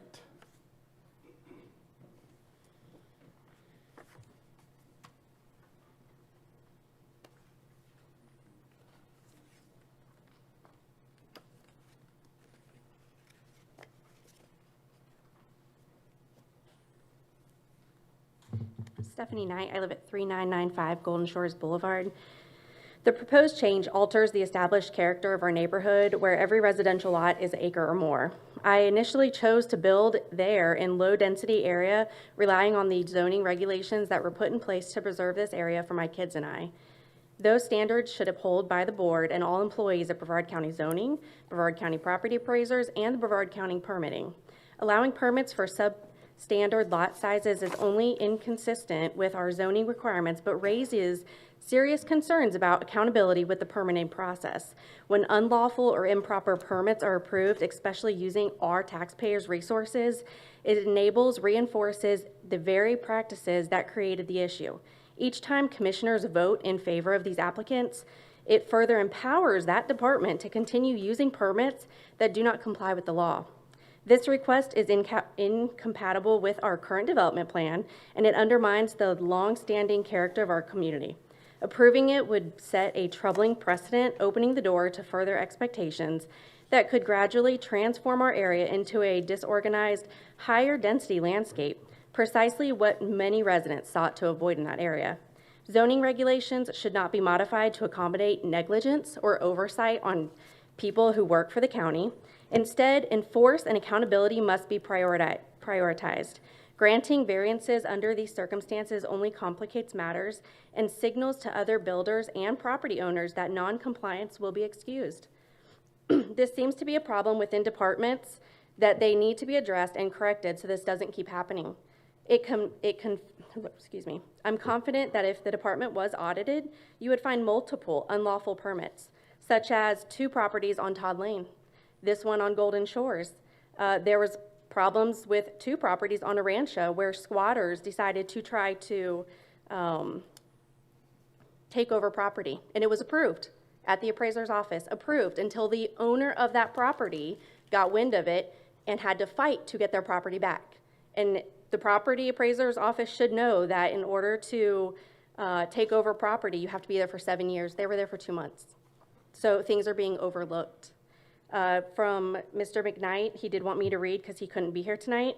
It says, Dear Commissioner, Dear Commissioners, I am writing on behalf of numerous residents of Golden Shores Boulevard and Mims regarding the... I'm sorry, could we have Mr. McKnight's first name, too? Oh, sure, Clifford McKnight. Okay. He's at 3900 Golden Shores.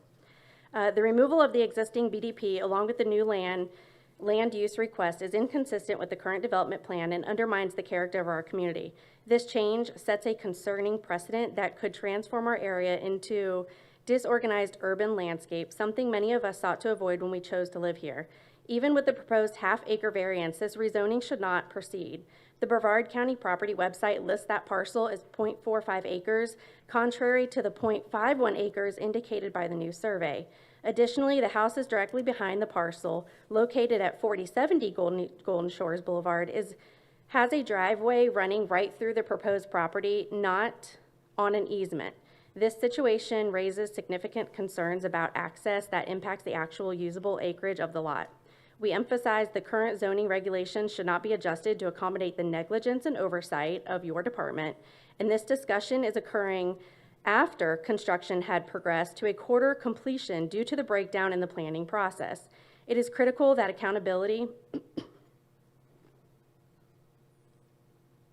is enforced rather than granting variances that would complicate situations and set, again, a precedent for other properties and builders.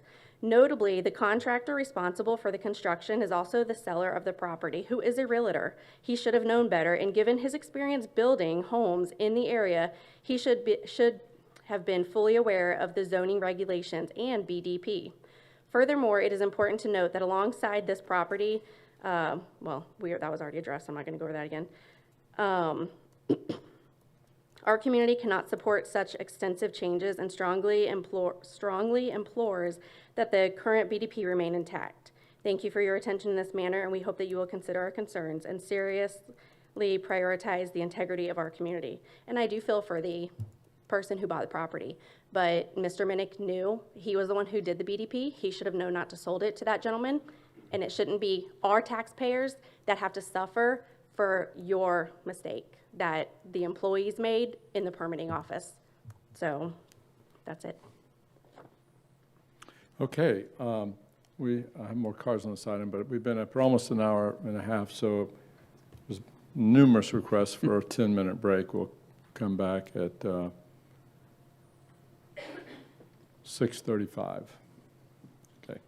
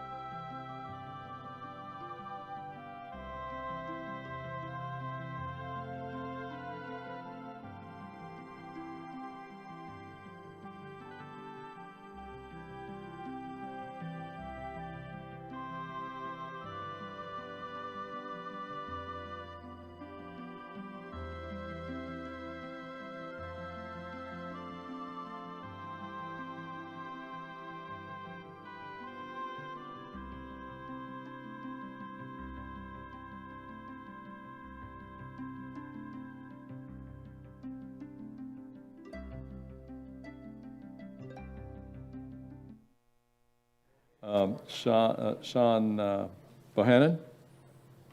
Shane? Sean.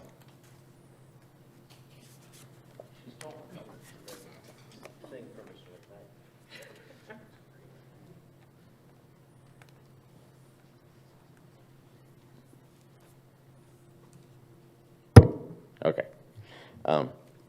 I've been a resident here now for a couple decades.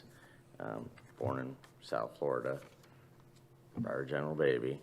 Parents have been here for over 70 years. They're in their 80s. We moved up here specifically because we wanted to leave South Florida and that urban environment and go to a rural environment.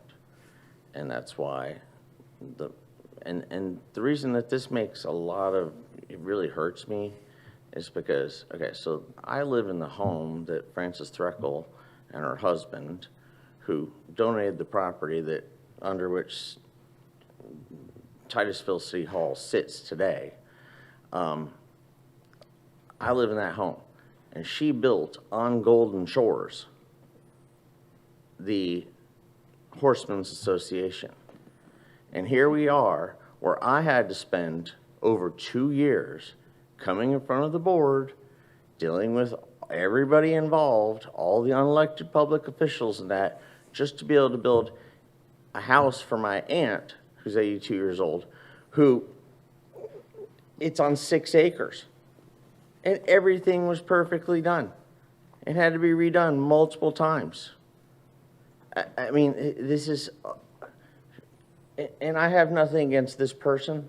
I don't know him or anything. But it just gets down to the point of where if I wanted to live in a high-density area, that's where I would have moved. And that's where I would have spent the money. But no, we have spent tons of money. And I'm not going to go into numbers because it doesn't really matter. But we've done that, whether it's trimming 100-year-old oak trees, preserving things, setting up roads, paving things. We have done everything, and every single thing by the book. And then this just pops up, is done illegally, against code, against enforcement, and poof, here we are. Now we're asking for, can I have an exception? I mean, quite frankly, whoever sold it to him, they're the ones who should be responsible, okay? That and certainly shouldn't be those. Because here's the thing. My road is like a washboard, okay? Half of the weeks, they don't even come out and grade it. I'm out there with my tractor and my box blade grating the damn thing, okay? Sorry, pardon my French. But it's just because, oh, it rained, or no, it hasn't rained enough, or whatever. Okay, but they're not going to pave it. They're not bringing in septic. They're not bringing in water. They're not bringing in natural gas. Okay, that's fine. I knew that. I accepted that. So I have my own standalone propane. I have my own 4 wells, all of which permitted, licensed, everything documented. And this is just beyond the pale. I mean, this is, it absolutely is. So I'm sorry. I don't mean to get on a high horse or be loud or obnoxious. I know I can do that, but I'm trying to be very restrained. Thank you very much for your time, and I hope you take into consideration the reason that people who have come up here and spent literally millions of dollars only to see this abomination, which was illegally done. And we should honestly, yes, there should be auditing, and the audits need to go back to all of these things, all of these exceptions, and the people who did that, who are not elected officials, need to be held accountable. And if the elected officials won't do it, well then, you know, the next election's coming. Have a good night. Thank you. Beth Meyer. Brychick? Sorry? Britsky. Britsky. Oh, I didn't see the I. I didn't see the I. Britsky.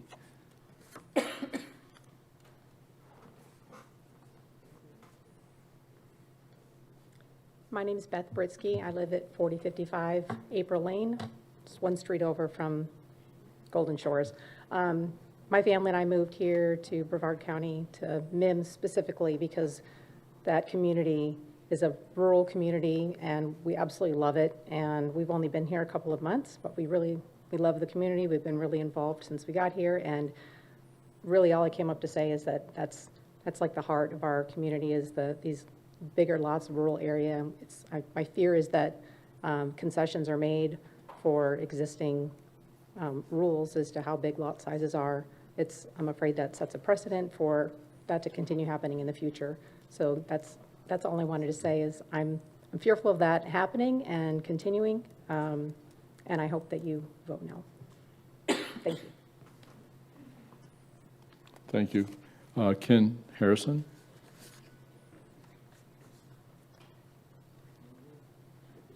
And the next speaker would be Susan Kuhn. You might want to start walking down. It might save a little time for us.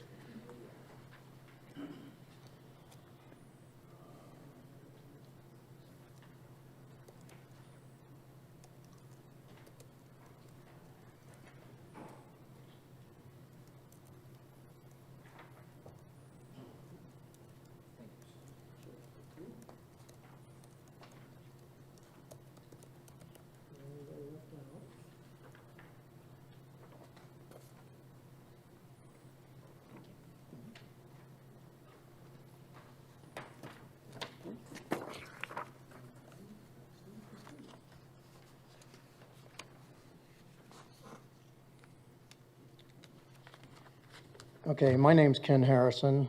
I live on Gandy Road in Mims. I live in that area. I've been in this county my entire life.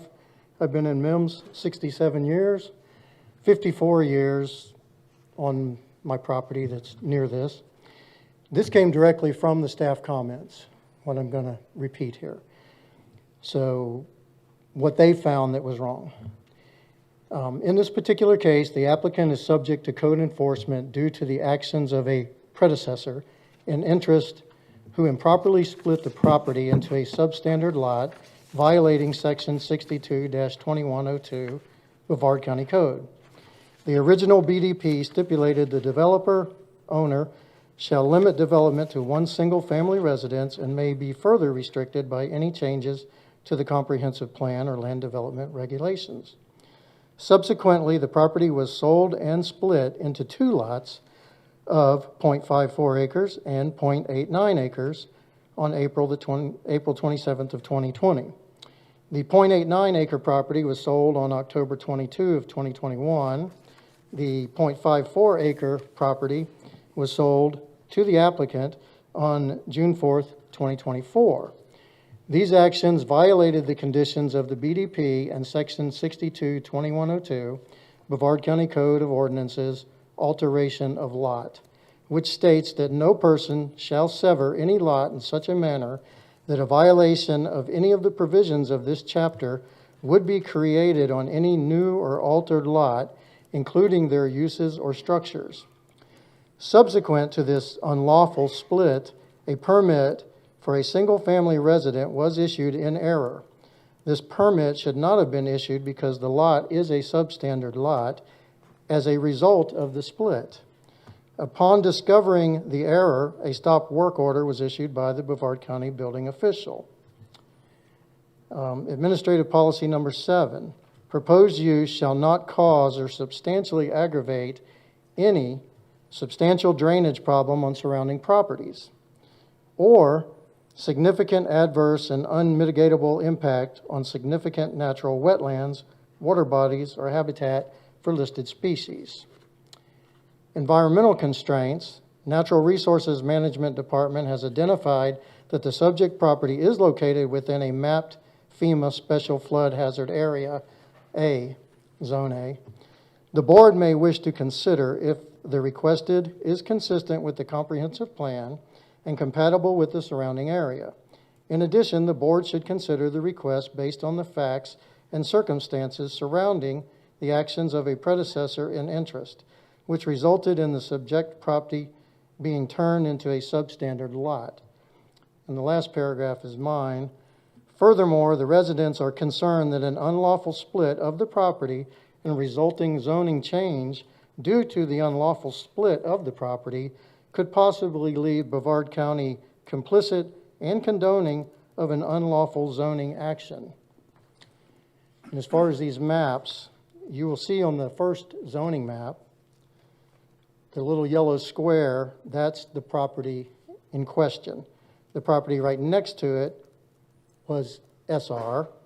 Those two were one lot before the illegal split. If you look at this map, they are the only SR in the entire area. Everything else is something larger. And it's not that these are large lots. A lot of this area has 1 acre minimums. The people don't want it to go below 1 acre. So the next map is the future land use. You'll see that the entire map is Res 1. The proposed land use for this one lot would be a Res 2. Totally inconsistent with the neighborhood and the character of the neighborhood. And the very last map is flood zone A that runs through the center of this property. The property behind it will be affected by floodwaters. And lastly, this contractor is known to do this on purpose, working through the departments through either strong-arming them or whatever means to get what he wants. And did the same thing on Todd Lane, which is a quarter mile away, where one of his electricians, who does all the houses, split a lot to a substandard size, built a house on it, and then got permission after the fact. There's a pattern of this through multiple departments. Thank you. Thank you. Susan Kuhn, and after Susan will be Jared Atkinson. She's waving her. You're waving your time, okay. Jared Atkins, speaking for the Scottsmore Community Association. That's correct, yes. Jared Atkins for the Scottsmore Community Association, which is 3724 Magoon Ave in Scottsmore. So several people have taken the wind from beneath my wings here, so I'm going to truncate this a little bit. We had a meeting with a group of concerned citizens this week regarding this particular application.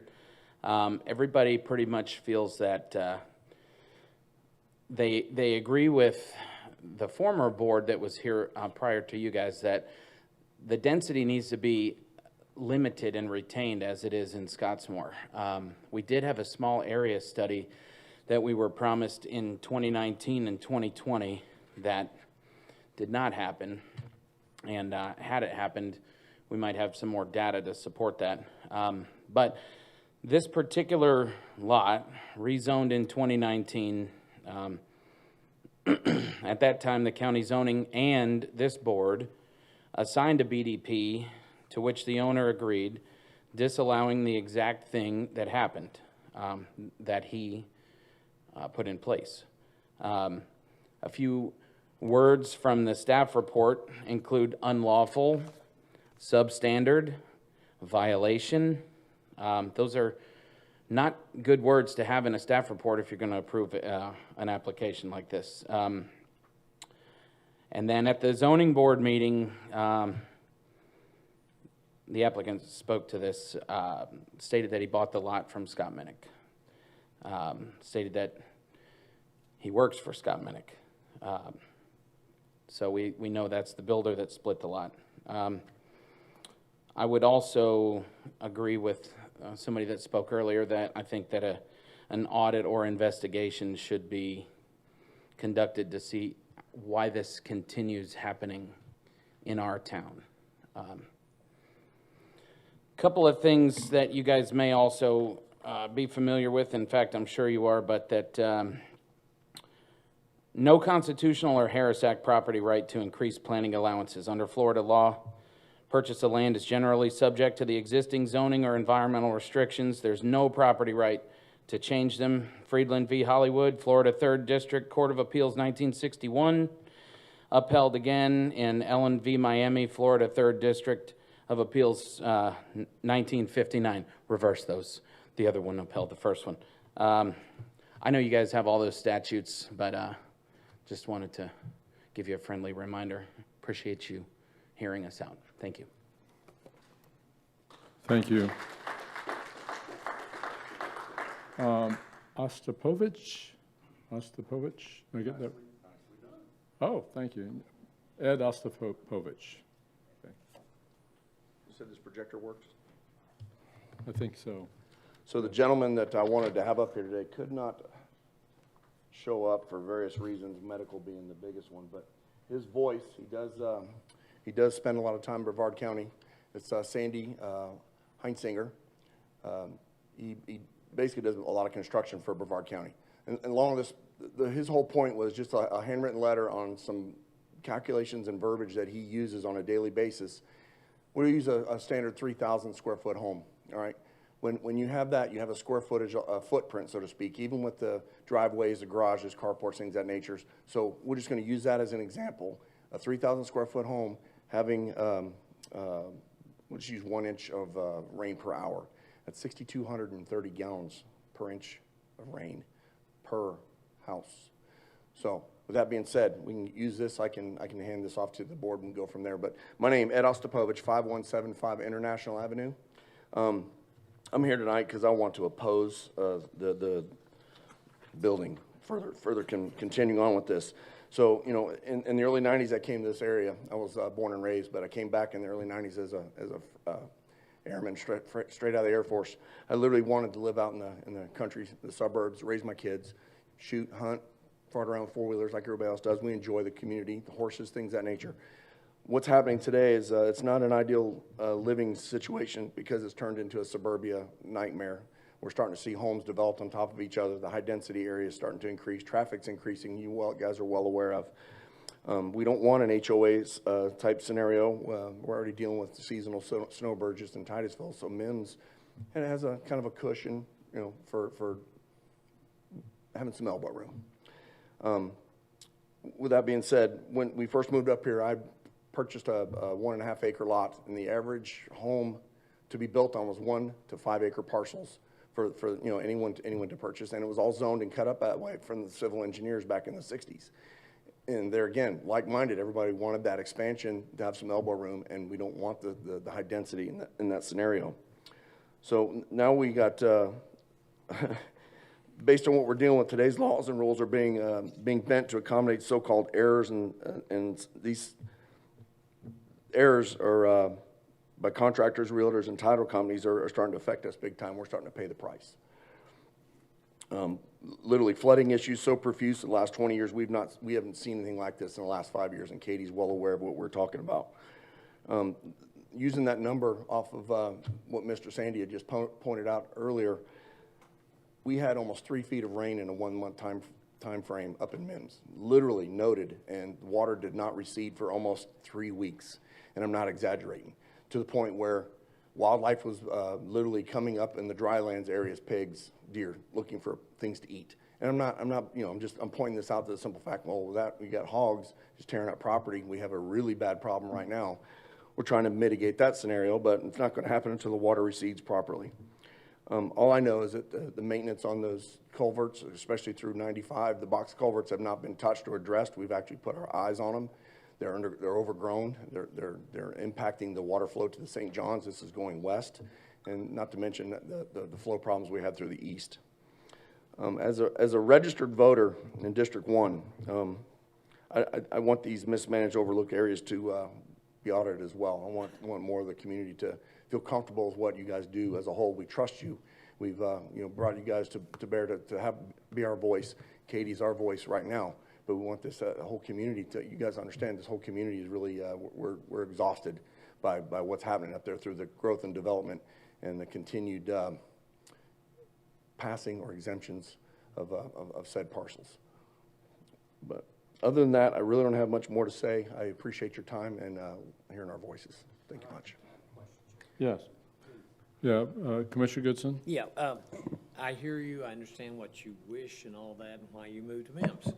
But can I ask you, are you aware of the Farmington development that they're proposing? Very aware. I've watched it. I stumbled across it when I started my own personal and private distillery. I've been in front of you guys before trying to get zoning squared away. So I have a functioning and legal distillery on my private property through ATB and the feds. I think that's great, and also I think we could open up hog hunting, and it would be even better with liquor. With that being said, we can all have a good time. So, But the Farmington issue is being proposed, maybe in 10 years, you'll start developing that. I don't know. What do you think of that? So we're opposing that as well. We don't like the large, and it's actually a larger scale than what's already here in Vieira. We've seen all the plat maps. I've actually stumbled across it, and it made me nauseous to think that we moved up here for this, and it's going to be taken away from my kids are going to have to deal with it. Okay. So probably not in our lifetime, but our kids are going to be dealing with this type of growth and expansion, which is a sensitive water area. St. John's would not allow this. So I'm wondering who's getting paid in that scenario. Now, also, you made a comment about the 95 culverts. Now, you do understand that's DOT, I right? do understand that, but do we not have a voice to get them up on a horn and say, hey, guys, we're drowning down here? If you know anything about DOT, that's kind of like blowing a bugle. I work okay? for Up your butt, NASA, so, okay? yeah. They're slower than heck, and they don't, it's not their problem, but thank you. I hear everything you're saying. Thank you, sir. I do understand regulations and what you guys are up against, but right now we're focused on one little thing. If we can turn the tides and start going by laws and upholding that, we'd be really appreciative of your efforts. Thank you. You want this? Okay, that's our last card. So I will give the applicant an opportunity to close. But is there any questions or comments on the? Question. Okay, yeah. Question. Here's my question to staff and to, if this gentleman bought it from a realtor who was shady or whatever and didn't know what he was buying, then a permit was given by the county, where is his justice? Where's his justice? Or where's, And the what? title company. Would the title company be guilty? I don't know. Tell me. I don't even know that he obtained title insurance.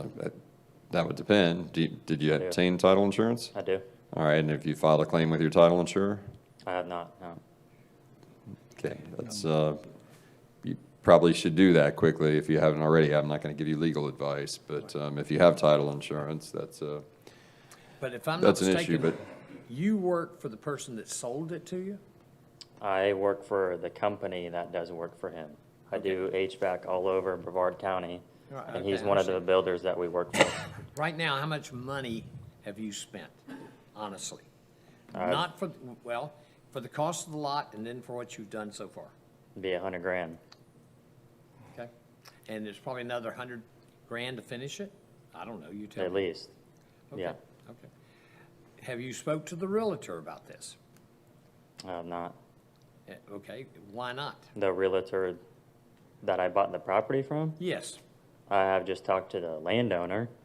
I didn't have a realtor. I got you. Yeah. And the landowner says, tough luck, or I don't care, I did it, and it was legal, and the county approved it, and yada, yada, right? Pretty much so? I reckon. I mean, I basically relied on the staff at the county to turn everything in, and I got everything approved. Well, if you know anything about life, you don't rely on anybody. You check and double check. I'm starting to learn that. Right. Okay, thank you, sir. Yeah. Thank you, Chair. Yeah, go ahead, and let you finish. One of the things is that the homeowners around the area weren't notified of this meeting or anything. Everything has been posted in front. The county has put signs out there. In the middle of October, they put out there the amount of acres, it's 0.54. I'm not sure why that's changed at all. That's what I've been aware of the whole time. For the flooding, I mean, I've already started building. If I can continue and put my culvert in and everything to code, obviously that would help. And then for about the being not enough land, there's 2 properties on Golden Shores that are actually less acres than what I have. One's 0.51 and one's 0.5, or one's 0.51 and one's 0.44, and I'm 0.54. Also said that my house is higher elevation than the neighbor behind me. It's actually the same exact height, and everything's to code. So, like I said, I've done everything to code, and it's all been inspected, and everything's passed. So.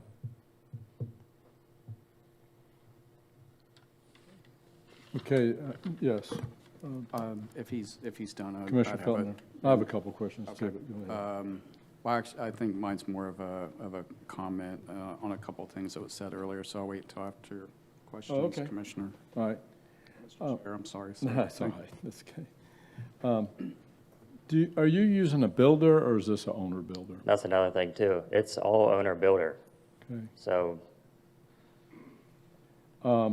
Who drew your plans? Were you using an architect, an engineer? I think you're required to have an engineer for the hurricane. Yeah, I just work in construction. I have friends that have helped me out, so. But everything's been owner-builder, and I've used other people's plans. So you didn't use an architect to draw your plans? I did not, no. I Okay, used a previous plan that's already been used. Plans have already been? Yep. Were they stamped by an engineer or architect? Do you Yes. know? Yes. Do you know who that was? I do not know off the top of Okay. my head, no. When you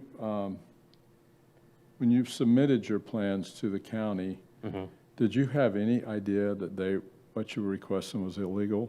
No, I didn't at all. You basically relied upon the county? Correct. And what made you think that you could build on this lot?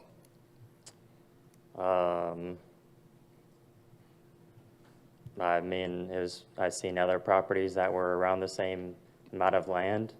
So you just assumed it was Right. buildable? I mean, there's been a couple new houses that have Okay. been built on that street. In the last year or two, I put AC in them. I figured there wouldn't be a problem. Right. How many square foot is your house? 1,600. 1,600? Yes, Is sir. it a one-story or two-story? One story. One story, okay. Okay. Yes. Question. You mind if Yes. I ask my question? Commissioner, I have a couple questions for you. So you said that you didn't have a real estate agent. Correct. That you just bought it from the owner. And you do have title insurance, so that's good. When you presumably went to the person that you bought it from and said, hey, I just got told that this is an illegal lot, what was the response that you got back from the previous owner? Nothing really. I mean, basically to figure out what your solution would be. I was also told by the county that it'd be resolved in a day or two when I initially got the phone call, so I didn't really think much of it, actually, so. Okay. But the owner likely had an idea that they were doing something that wasn't okay, and they just led you to believe I would that it assume was so, okay? yeah. Okay, thank you. Commissioner Feltner? I'm sorry, sir, I don't have any questions for you. Just a couple of things that were mentioned here earlier. First of all, I have a great deal of empathy for the applicant. I think that's, I don't stand in the way of someone's American dream, right, of home ownership and what have you. But, you can buy a motorcycle without a motorcycle license. But to ride it, you need a motorcycle license. And the person who sells it to you, that's not their job, is to figure out whether you have a motorcycle license. So I don't mean to be difficult, but in some of these things with the splits, the prior board has been here with an issue when we took up accessory dwelling unit, okay? And so you could think tiny house, we had a debate over kitchens, what would be in-law, maybe detached thing and what have you. And I actually offered an amendment at that time that if you do the accessory dwelling unit, okay, you cannot then split that property.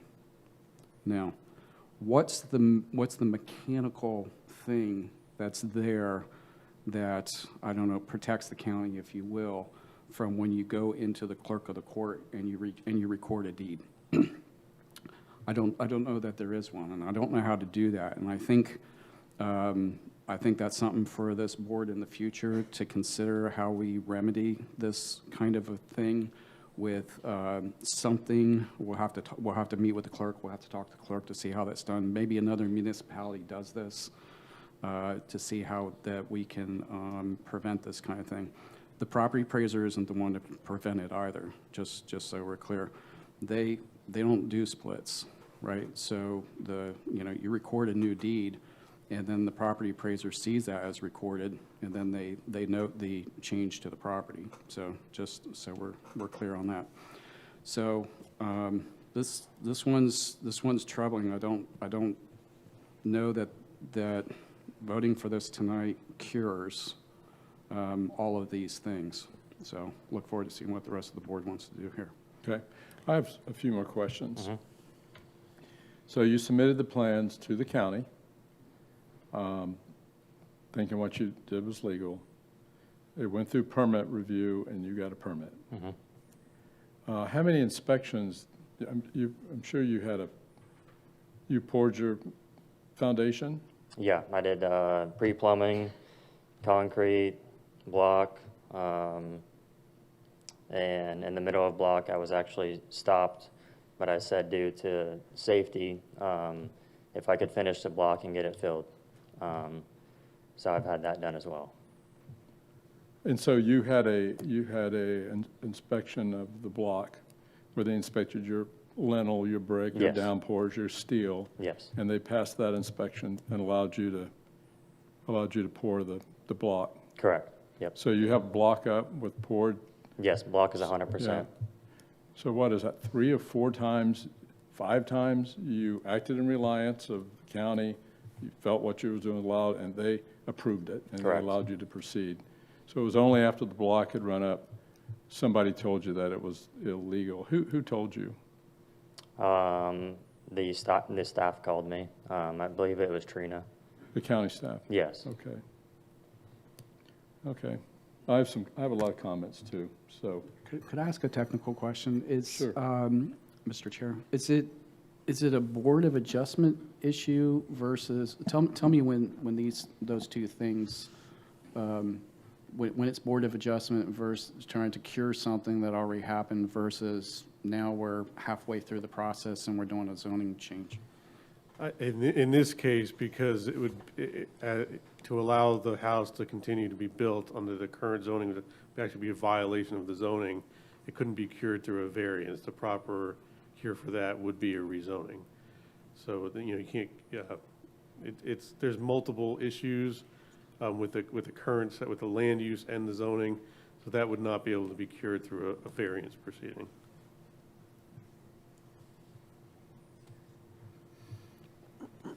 Commissioner Atkinson?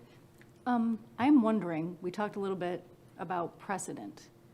How do we keep this from setting that in this neighborhood? Staff has suggested, proposed a BDP, which I understand Mr. Foune has agreed to in concept, with the following conditions. Number 1, the applicant agrees that this rezoning request and companion future land use amendment application was a result of an unlawful lot split by the predecessor in interest, and will stipulate to that fact in any future proceedings regarding that action.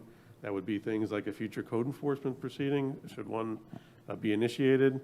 And 2, this rezoning and companion future land use amendment application are not precedential, but instead are being requested to resolve the substandard lot that have arisen as a result of that unlawful split, and under these particular circumstances, that it be recognized that these actions are being granted based on the unique conditions of the subject property.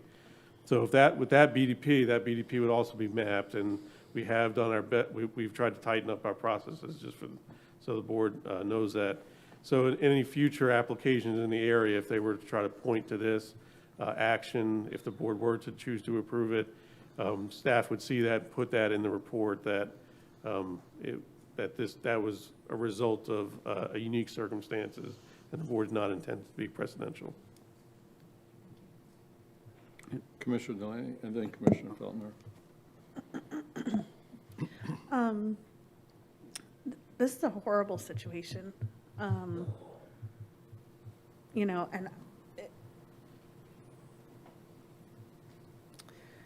it's really difficult. But at the end of the day, I mean, we have to be responsible for what we buy. And this property already had a BDP on it, and this happened. And I know that we're saying that, you know, we're going to tighten up processes and whatnot, but maybe, you know, we'll see if that works.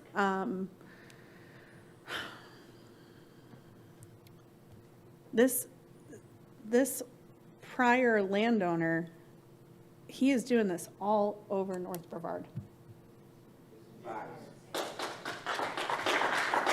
And you got to say, you working with him, you're telling me that you had no idea of his business practices?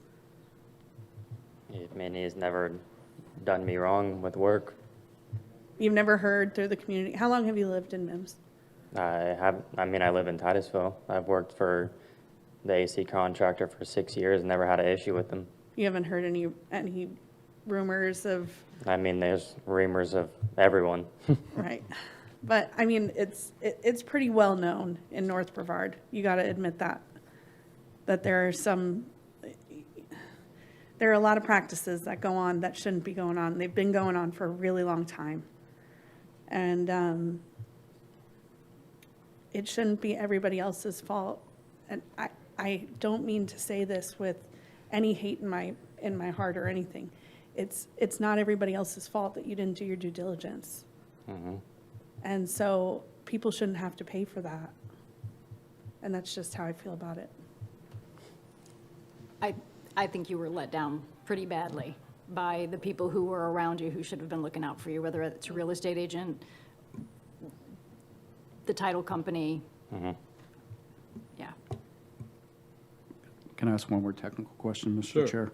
What is the consequence to the neighboring, to the person who did the split when there was a BDP that said that they would not do that, which they recorded and agreed to, right?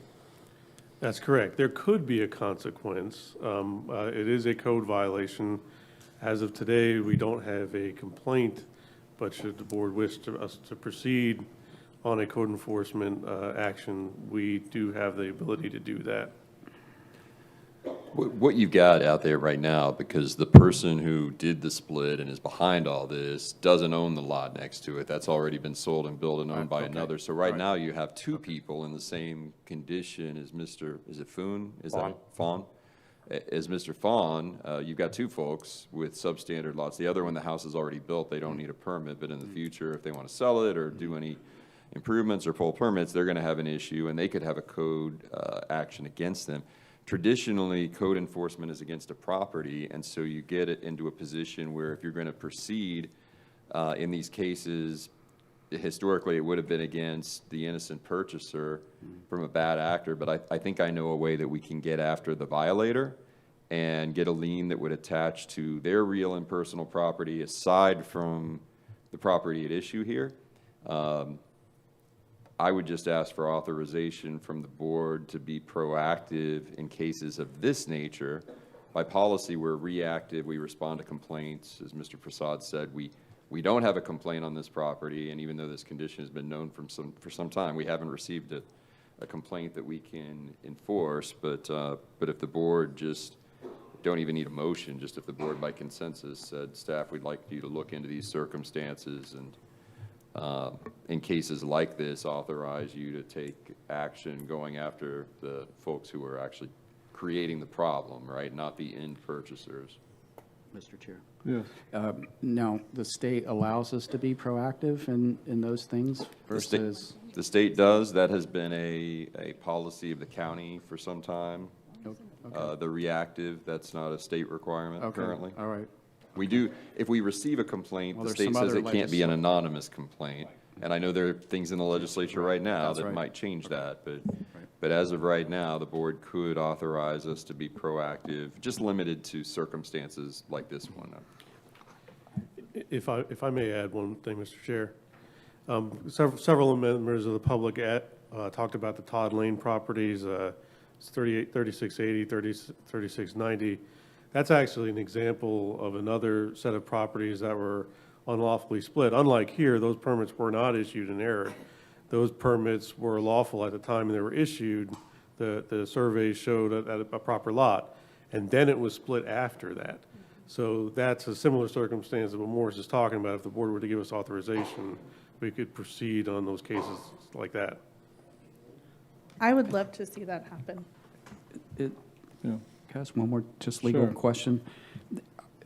I'm curious what the mechanism could be for the clerk when a deed is recorded, right? Or does the clerk have the ability to say, sorry, I can't record this deed, there's a problem with that parcel? I'd have to talk to the clerk's office about that. I seem to recall, because in a lot of municipalities, including West Melbourne where I worked, we do have a lot split ordinance that requires review, and you can't do illegal lot splits that don't meet the criteria under the code. I seem to recall the clerk saying before they have a statutory duty to record deeds, and they're not the gatekeeper for that, but I could be wrong on that. The county doesn't have an ordinance, so I haven't addressed it recently, but if we had legislative intent to pursue one, or even some direction by the board to do some initial research, I'd be happy to have that conversation with the clerk's office. For a follow-up, Mr. Chair, I'd be interested in seeing that in a future commission agenda myself, because, I mean, what's happening here is it's a very unfortunate thing. It's very, very unfair. And I think we should take affirmative steps, this is my opinion, to try to put some mechanism in there to, and maybe there's another county, the clerk is aware of that does that, and we can copy off of them. Sir, and Mr. Chair, if I may, I'll be happy to look into that. I've thought for a long time we probably should have a lot split ordinance. I just want to caution that I do need to give some consideration about SB 180, as we do with virtually everything right now, and make sure that I think there was a bill filed today, so we're seeing it in All right. real time. Okay. I think that's it for me, Mr. Chair. I have questions still. I'm sorry. And I know this isn't a staff report, but I'm going to ask it just to verify. For his house to be legal, what would the size of the lot need to be? A half an acre. A half an acre? Yes, sir. And what is the size now? 0.54. You mean, I'm sorry. Point. For SR. Subsequent to the rezoning. Right. SR requires a half an acre. What would we allow? What the smallest lot? What would be the minimum lot requirement? Right now, it's 1 acre. SR requires half an acre. I'm trying to think of the land use though. The land use Res 1 or Res 2? Res 2 requires 2 units to the acre. So the smallest lot would be a half an acre. So right now, the zoning, it meets the zoning requirements for the minimum lot size. It's Res 1, however, so it needs to be 1 unit per acre under the land use. You said it meets the zoning? The suburban residential requirements, is, according to the survey, the lot is 0.54 acres, so it is above the half acre. Is that the zoning? So he's legal under the zoning? Except for the BDP. Except for the binding development plan, but under the future land use map, he's not. Okay. So he's over a half an acre. I mean, I can understand why an applicant would be confused. He meets the zoning. He gets all these building permits. He act in reliance of the experts, the government.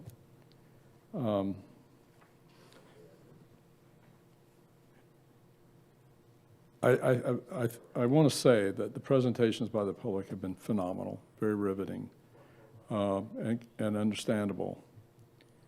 I know I'm a builder, so I can identify with the discussion, but I can tell you, as a builder, when I submit plans, I submit a site plan, you rely on the government, and when they give you permits, the reviews are quite exhaustive. It's not easy.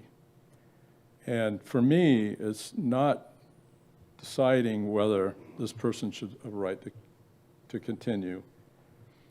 It's whether, if he continues, will it do irreparable harm to the public?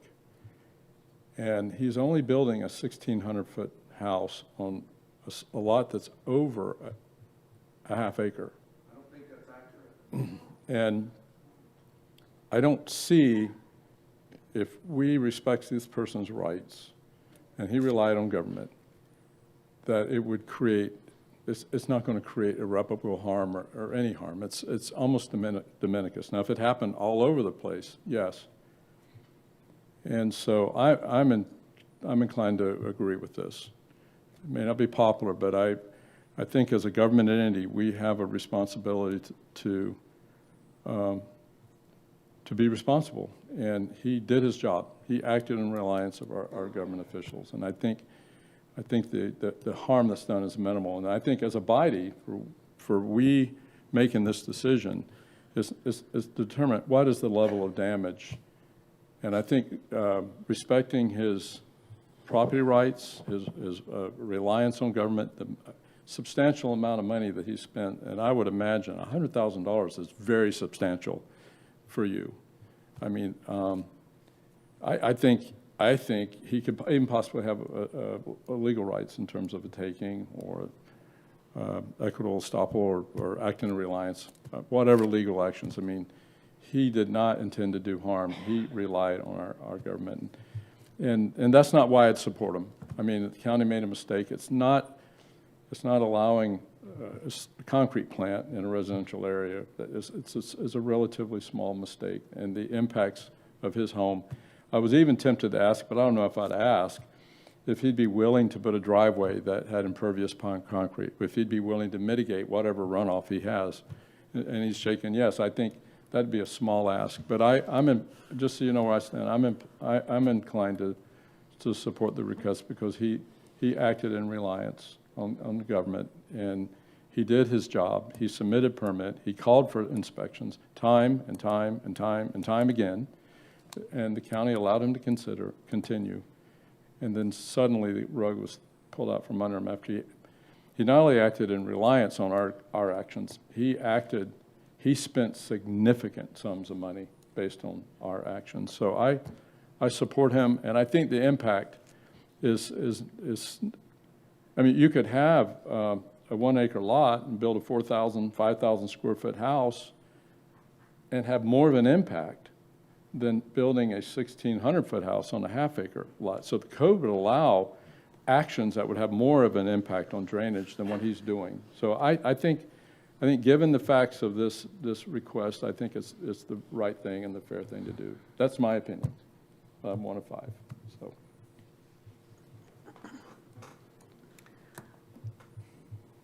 I would have to disagree. This area is already dealing with substantial issues, and the more we pack into this area, the worse it's going to get. As a buyer, you have the responsibility to do your due diligence. All of us did that. Everybody sitting in this audience did that. And it's not everyone else's fault that he didn't. I think he did. No. I mean, he went to the no. county When with you a go permit and- request. no. They're When the you go ones who and purchase interpret the property. It's not his duty to memorize and understand and interpret our code.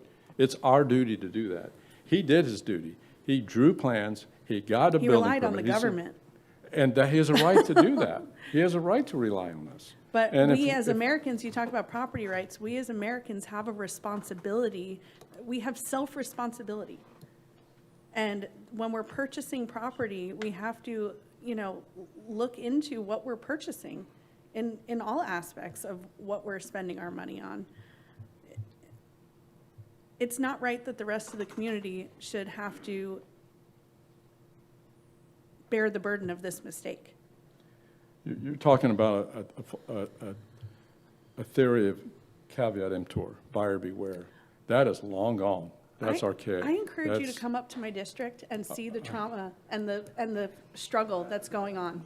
I encourage all of you to come to my district and actually drive into the streets, not just through US 1, not just to the Space Center, not just the main roads. Drive into the streets and see the people suffering. And do you think denying him of his rights, his permit to build a home, is going to fix that problem. It will not. We have to do a lot more. As a matter of fact, his home may add to the tax base and maybe allow us to do more. No way. I bet the people right around here are not thinking the same. I'm just giving you my opinion. The people right around here are not going to be feeling that when their homes flood. Isn't the harm already done for flooding? No, because you should have to put it back to how it was. The neighbors flood all the time. Every time it rains, it floods. And I'm not disagreeing with you that, and I do think we need to do something to fix that. I agree with you 100%. When? And When? I'm How willing. many times do these people's homes have to flood before we do something? Well, I have a lot of ideas of what we can do. I'll bring them to the board if you don't, but I agree with you. I've And brought we- many things to the board, so don't even go And we there. need to fix this, but I do think, if you think denying this permit's going to, in any way, shape, or form, or this request, will help in the flooding, it will not. Yeah. Why don't you table this, Cheryl, till it gets with the title company? I would entertain a motion. I would like to make a motion to table this until he has a chance to go through all of the, through the title company, through his insurance, through all those different avenues before we make a decision on this. Do you have to ask for a date? Okay, there's a motion to table. Now, typically, if you have questions, I wouldn't second this motion and then ask the question, because under Robert's rules, you don't debate a motion to table. So is there a second? Just so we're clear. There's no second, so. Sir? Is there a second? Well, just clear on something. Don't we have to give a date that it comes back if we table? To table this so that you don't have to re-advertise, it'll have to be for a date certain. Would the February meeting, would that be fair? Would that give you enough time to talk to all the people that you need to talk to? I mean, I don't know how that works. I've never been in this situation. I mean, how long is this going to continue? It's already been 6 months. I have trusses sitting in the dirt. Yeah. I mean, And I want to be clear too, I'm not giving him legal advice about the title insurance. Typically zoning matters are excluded, but I would think because of the binding development plan that was recorded, limiting it to 1 unit to this property, I think that may be an issue for him, but that's between you and your title insurer and your own counsel, not. also, for the reason I didn't call the title company is I didn't have a reason of why we were stopped. I was just told of a zoning issue. I mean, I didn't, for Have you months. conferred with an attorney? Do Have you what? talked to legal counsel? I have tried, but I've only tried to get with two, and And you don't have to answer that question. I'm more curious than anything, but I think, okay. I think you had a second. Do we get, oh, I didn't hear you second. I'm sorry. I'm sorry, Commissioner. Okay. Giving him time to talk to legal advice and to his title. But I think we had a question about the date. because Okay, we have to do that's a it good soon. question. Thursday, Robert- February 5 at 5 PM in these chambers. Robert Rules of Order says we can't debate, but it doesn't say the chairman has to have good hearing, so. Sorry. So, Line of sight there. all right, there's a motion to table to time certain, and the date is, Thursday, February 5 at 5 PM in these chambers. okay, Thursday, February 5. All those in favor of the motion signify by saying yea. Yea. Yea. Opposed? Motion carries unanimous. Yes. So you can sit down, this is different. I've heard repeatedly that Scott Minnick does this repeatedly in the area. Can staff enlighten me? Because I've only been here a year. Is that something, is he a repeat offender? There appears to be a pattern of behavior associated with his activity. And Dwayne May White. May I Yes, continue? yeah. So then, as we were talking about before, I think we should be proactive. We should do something about that. We have to pursue these people so they don't keep doing it. How do we do that? Okay, sorry, Mr. Yeah, go Chair. ahead. Go ahead. I think I'm going to see the clerk in the next couple of days. I'm going to make a mental note to ask her about this situation, and maybe if I get that, could say something at the meeting on Tuesday. And then, I don't want to leave this to just the clerk. I want to give staff permission to pursue. I'm with you. Yeah, okay. I think we said it tonight that we'd like to see something on a future agenda. what I mean by that specifically is how, what's the mechanism? What's the mechanical thing? What's the, you know, hey, syntax error here, right? You can't continue on with recording, because I think that's the issue. You can go into the clerk and you can record a deed. But I don't Sir, think that's. Mr. Chair, may I? I'm sorry. Yes, go ahead. Commissioners, I think we're talking about two different issues. I think Commissioner Feltner is speaking to something to prevent lot splits in the future, and I think Yeah. Commissioner Atkinson may be speaking to enforcement of existing violations. Yeah, That's that's fair. exactly. You're right. Sorry, I didn't say it very well. No, you I said it, apologize. you both said it perfectly. You were just talking about different things. So but what do you need from me? I think all we would need is authorization for staff to look into circumstances like this, of which we're aware, and I will counsel staff on what I think is a good strategy to address those violations that are out there without going after the end purchaser like Mr. Right. Foune, but rather going after the bad actor who causes the splits. And Do you need a motion from me on that, or just I board? just need consensus, just Perfect. direction from the board that the board's comfortable with that. I say And yes, frankly, any board members, when I say we're not proactive, I mean just at the staff level and code enforcement. Commission offices historically have reported violations to us before, and we'll pursue it. So if a commission office is aware of a situation like this, they're absolutely welcome to bring it to our attention as well. But I think we have enough direction right now to address this issue. Thank you. I'm sorry, 1 second. Commissioner, I just want to, Mr. Chair, Yes, sir. if we were to go forward with that code enforcement action, you would want it before the February 5th meeting? If we were to find some way to do it, do you want us to go forward before then, or do you want us to report back on February 5th? I think as a board, I'd prefer not to go forward with it and report back, but I feel like this applicant's trying to exhaust their administrative remedies, and I think the applicant, Mr. Foune, is a victim. And I think if anything, this discussion shows is this board cares. We care about the people in the neighborhood, but we care about the individual. And this is one individual, doesn't make big campaign, we get accused of things all the time, but this doesn't make big campaign contribution. He's building a 1,600 home, and we're all torn here. We're torn. We're torn. We're worried about the neighborhood and their input, but we're torn about the individual. It shows that we really do care, and that we spend this much time, and the staff too. You know, don't let anyone tell you that we're not responsive and we don't care, because it's just a false narrative.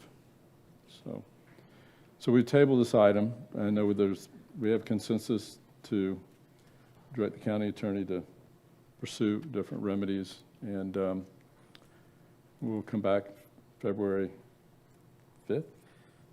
5th, at the zoning meeting. Okay, we'll move to the next, oh, yes.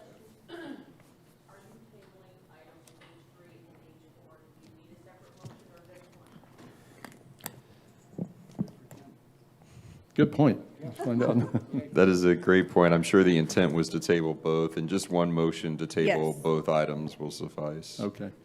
Motion to table H3 and H4. Motion table 8.3 and 8.4, is there a second? Second. All in favor, signify by saying aye. Aye. Motion carries unanimously. Thank you. Okay. All right. Where are we now? Item H- H5 Yes. is Yes, you read. Go ahead. Alexis, Raul, and Rosemary Estevez DeJesus request a zoning classification change from BU1 with a BDP to BU1 with removal of a BDP under application 25Z00003, located in District 1. Okay, we have one card. Ed Scarosi. And Ed, we were trying to help you. We brought you up ahead of everyone else, but unfortunately you weren't here, so sorry you had to wait through all that. Are you the applicant? No, I'm the landowner, adjacent landowner. Oh, so is the applicant here? Mr. Oh, Yeah, I okay, we don't don't have recognize that. that the applicant is here. Can we hear it without the applicant here?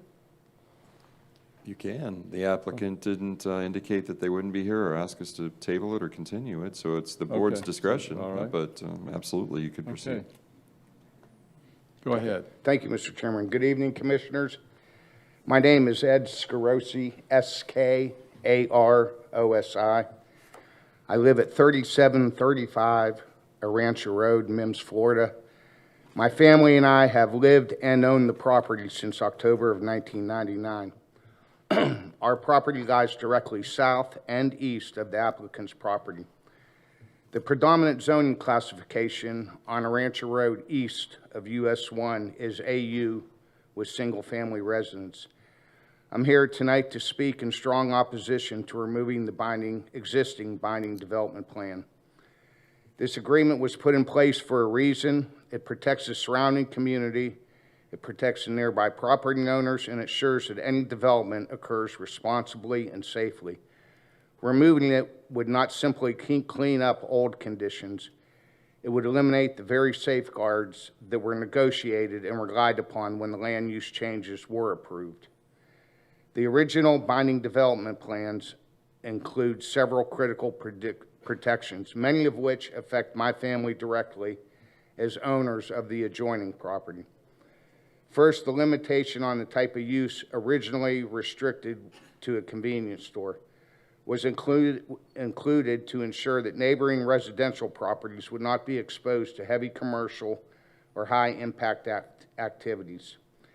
If that restriction is removed, the property could host any type of BU1 use, including operations far more intense than what was contemplated or promised at the time.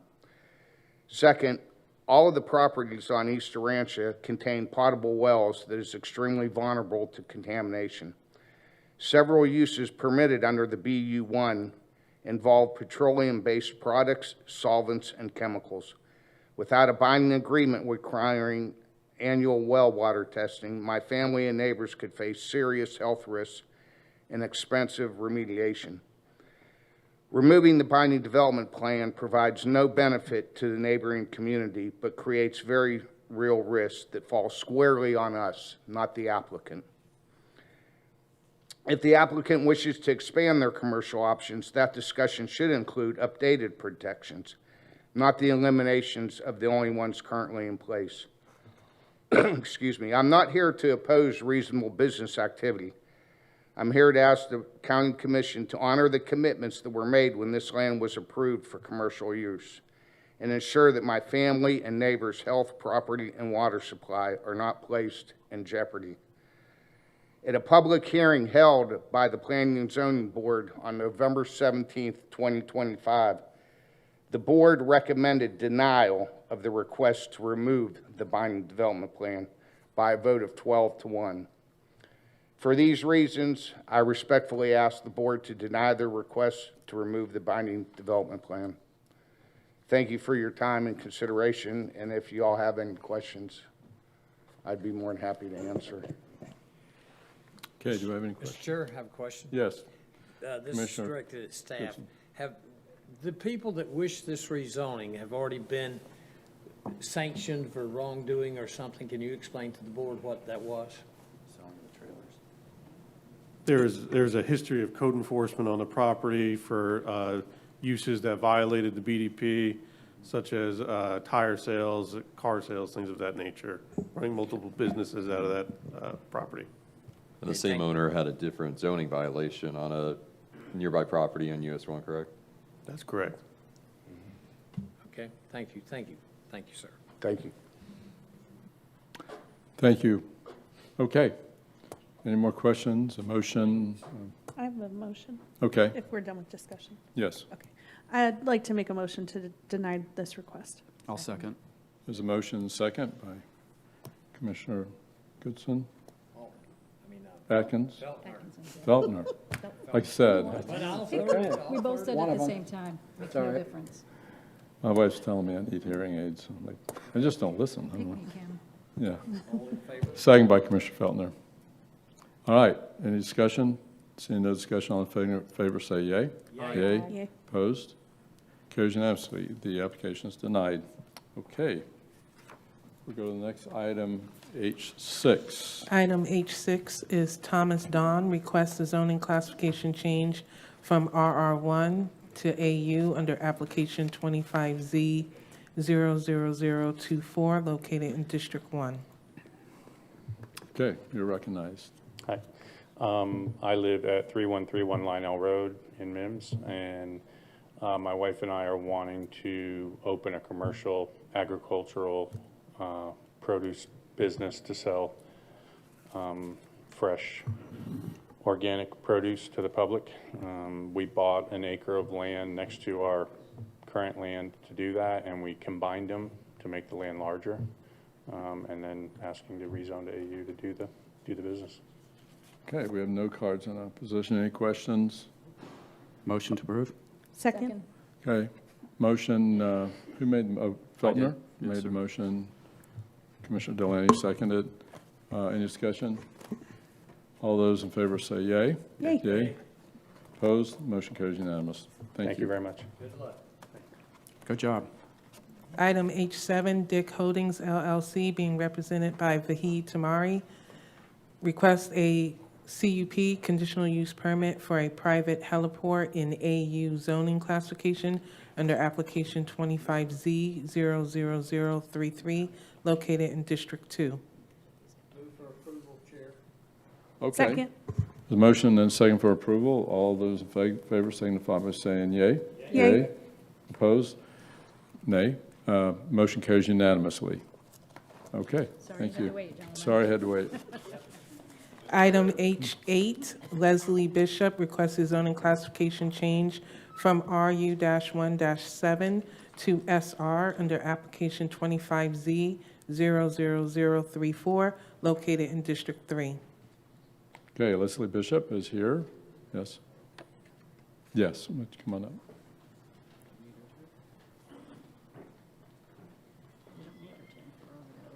Okay.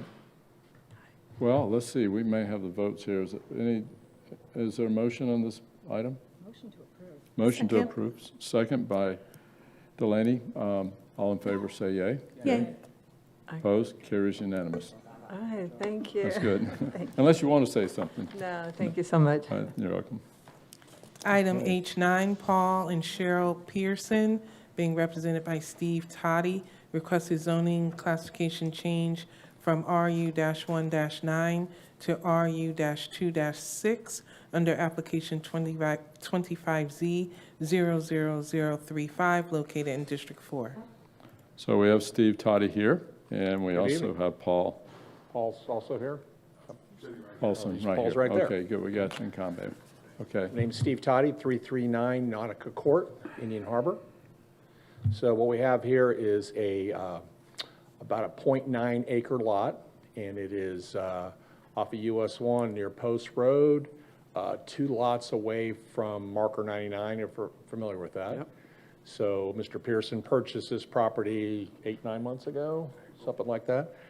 And the concept is it has a single-family house on it, and it also has a detached garage. It's a good-sized detached garage. We thought, let's put some apartments in there, so that was the idea. So we went working with staff on the concept, had them review all the requirements, setbacks, breezeway issues, and we're past that. So the next step is to come to you guys and see if that'd be okay to do that.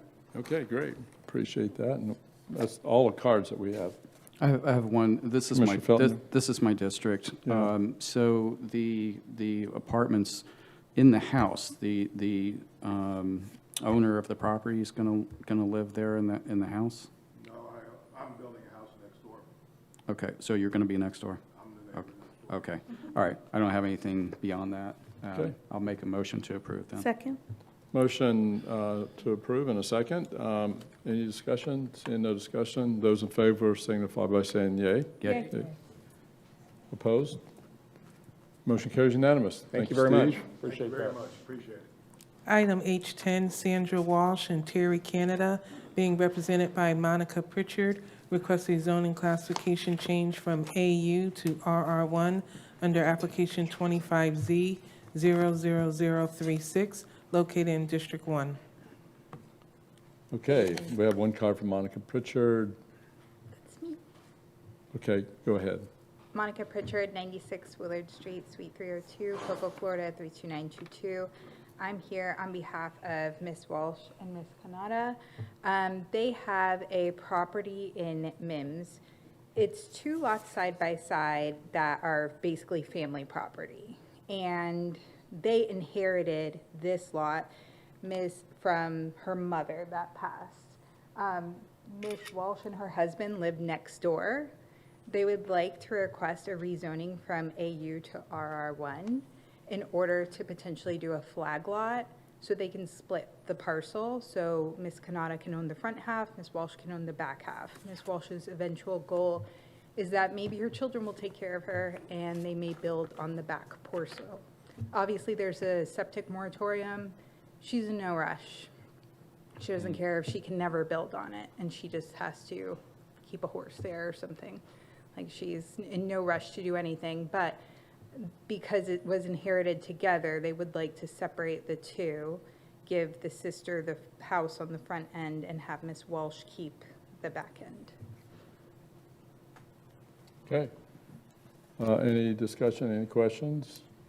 Is there a motion? I guess my worry is the idea of splitting lots in this area is concerning. So I can't support this right now, especially since you guys aren't intending, have a need to build at the moment. No, I think what the need is to separate the interests. While they are sisters, they obviously have different children, different heirs, different things like that. So while they both inherited the property together, I think they both want to keep it as family property since it's a unique situation. And I understand your concerns, and I understand this is not popular in your district right now. However, while you're considering the larger concerns of the community, there's also the individual needs of the property owner.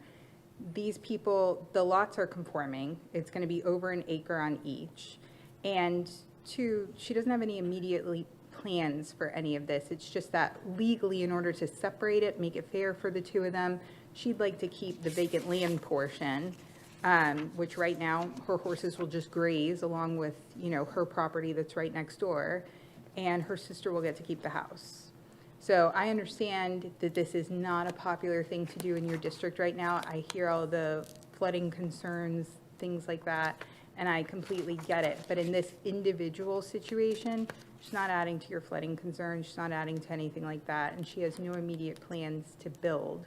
But in order for her heirs, should something happen to her and her husband, be able to inherit that piece of land without their cousins and complicating things further, this is what would be necessary as a rezone in order to split it. Would you guys be willing to do a BDP and say no building? Ever? Well, I mean, a binding development plan eventually could be changed with the direction of the board. But So the goal would be that her kids could eventually one day, when the time is right, maybe when some of these flooding issues are resolved, maybe when any of those things happen, the septic moratorium is lifted, that they could potentially build there one day. So I would have to discuss that with my client, because that was not something that she anticipated. Could I ask a question? Yes, go ahead. Mr. Chair, thank you, sir. Mm-hmm.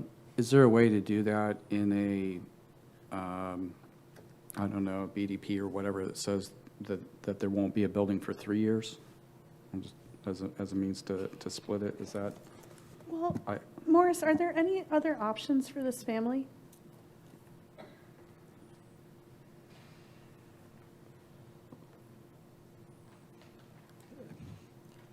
I'm hesitant to give advice that borders on legal advice. Given if the ultimate goal is to build on the property, that this would seem to be the path. This is the option. So, I mean, and that's what I'm saying is, listen, they are part of the Mims community. They have, livestock. They have all of those things, Right. They understand your concerns. They're over here nodding with their neighbors, Right. doing all the things. They get it. But while you're considering all of that, this is their individual property. It's between 2 family parcels. And the lots are appropriately sized. There's a septic moratorium. I don't know how long it's going to continue. It sounds like it's going to be a long time based on the testimony that I've heard tonight. They're not intending on doing anything anytime soon, and when they do, they will go through all the proper channels again, retain counsel again, and you will have the opportunity again to hear this, because they're going to need permits and they're going to need all of those I things. have a question. Yeah. Are you an attorney? Are you I her am. legal rep? Okay, Yeah. all right. Is this part of any sort of estate planning? Is that what they're trying to Yes. plan for the future? Yes, they're trying to plan for the future. Currently, Right. her and her sister own it. They weren't sure what they wanted to do with it, but in order for them to separate out, They you know, want her to sister plan, wants to right. keep the front half. Her Right. sister's heirs will be able to inherit the front half. She'll get to keep the back half. And the size of the individual lots once they're split? They will be over an acre. Okay. The parcel is, sorry, I should have this memorized, 2.94. What's the future land use for this? Res 1. Press one. Which is 1 acre to build, right? Yeah. I would just like to point out that P and Z actually recommended approval of this 11-2 after some pretty decent discussion, looks like. I think that I understand exactly what your concern is, but I think in this individual case, due to the uniqueness of this, the fact that they live next door, I would say that this ameliorates some of those concerns. Could I ask a technical question? Are they, Yes. going to be essentially equal, almost 1.5 acre lots? Is They're that, almost equal, yeah. I think on the application, the surveys that we submitted did show like what was intended eventually. is there a way, Commissioner Delaney, you know, for you to be comfortable that they can only have one home per the 1.5 acre lot for the 2 lots for the future? Is there a way to get there? I'm pretty sure that that's already, I mean, you can only have one home. it's 1 acre to build, right? Yeah, and then That's I on think the you res can one. have maybe an accessory building, which would be a barn, which may be of interest to them, given, but, I mean, that's not the intention right now. She also isn't sure that her children are ever going to move to take care of her. So, I mean, I would say if you wanted to do a BDP with probably 3 years, would that be something? Yeah, that would be fine with them, because they don't have any immediate plans for this, but for estate planning purposes, they'd like to make it clean. So not a building permit for 3 years? Is that? Yeah, is that no what- building what we're- permit for 3 years would be fine with them. There's no immediate plan to build on this, but there is, you know, they're both older. They would like to, they're getting their affairs in order, things like that.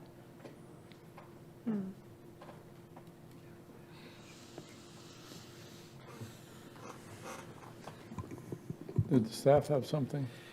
Well, I think I saw your hand raised. Yeah, and I'm trying to think this through, because there's the proposed lot split is attached to the item on the agenda, but that's for conceptual purposes at this point. Correct. So I'm trying to think about how to map the BDP in the future, the actual description of the land, because we wouldn't, or would it be across the whole property? No, so the BDP could say, the house can be on the entire property with no more than 2 units across the entire parcel, or, sorry, no more than 1 unit across the entire parcel for the next 3 years. Subsequent to that, there can be 2 units on the parent parcel. Okay, because we are going to apply for a flag lot after this, because that's the whole point, is to change the zoning to apply for a flag lot. We So as need long to as re- this doesn't impede that, then It wouldn't. We just need to record the BDP along with the zoning action, Right. because the zoning is gonna paint the whole property, not just the flag lot, because that lot hasn't been created yet. That's gonna tail. So if you're gonna do it before we have to bring the BDP back under the code within 120 days. 120 days. So if you could apply for that flag lot create right away. that before, Then we could have the BDP Then- come back just applying to the southern lot, yeah. Sure. right? And just for clarification regarding a barn on the vacant property?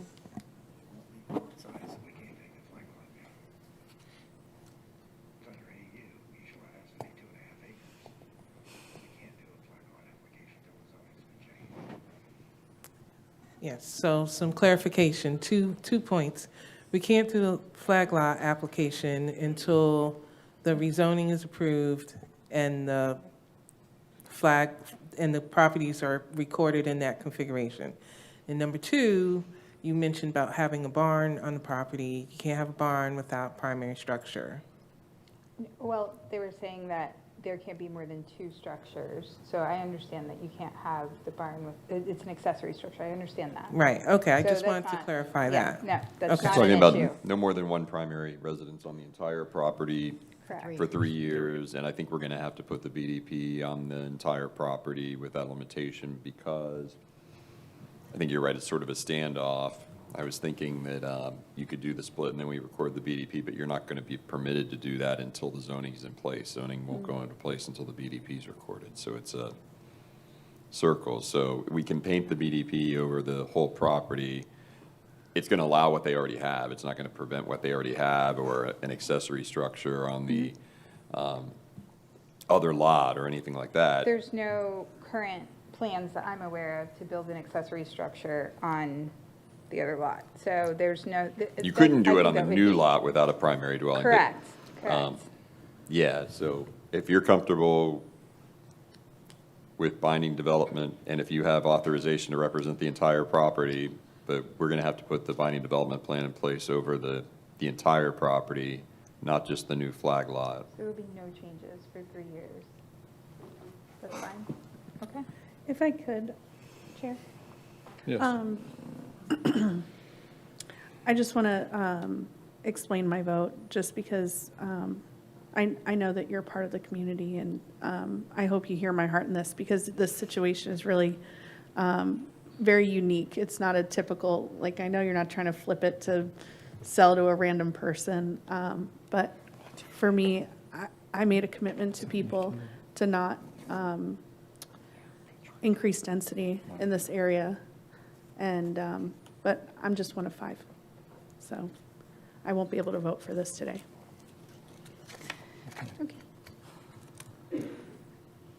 I'd like to make a motion to approve this with the BDP as discussed over the whole property with the no build for 3 years. Am I missing anything? No, I think we understand that, and the BDP will come back to the board with the final terms. Okay. I'll second. Motion by Atkinson, second by Feldner. Any discussion? All those in favor of the motion signify by saying yea. Aye. Yea. Nay. All those opposed, nay. 4-1. Thank you. Commissioner Delaney votes against. Okay, thank you. Item H11 is J. Steinke and Grant Steinke. Request a zoning classification change from GU to AU under application 25Z00038, located in District 2.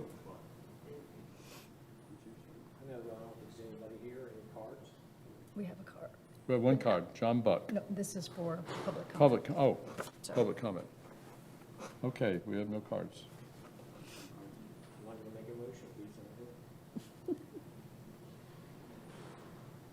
The What do we applicant's do? not here. Does that mean you need a motion to deny, since we opened it? You need Do you to want- act on it. You need to either approve, table it to a future Can meeting, or Can deny I it, look at please. this for just 1 second? I just want to remind myself of what this is. Gotta make a motion to table it for other meeting if they show up. Second. Motion to table, we need a date certain, February 5th. February 5th. Motion to table, February 5th. Second? I already seconded. Seconded by Atkinson. All those in favor say yea. Yea. Aye. Or aye. Opposed? Carries unanimous. Thank you. Item H12 is Linda Muenz and Erran Muenz Jr. Request a zoning classification change from GU to AU under application 25Z00040, located in District 1. I'd like to make a motion to approve. There's a motion approved and second. We need a card, though. Unless she doesn't speak. And if you don't speak, we won't need it. No, if you don't speak, yeah, okay. So don't worry. All right. So good all to those in come. favor, say yay. Yay. Opposed? Motion carries unanimous. Item passed. Okay, I think that's it, right? We have one public appearance by John Buck.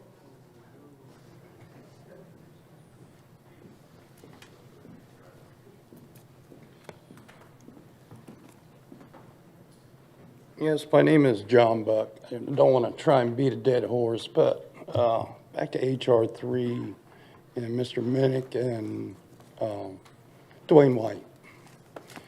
I had the pleasure of them building my house 10 years ago with life threats, threatening my life, about 20-some acres from them. It was a nightmare.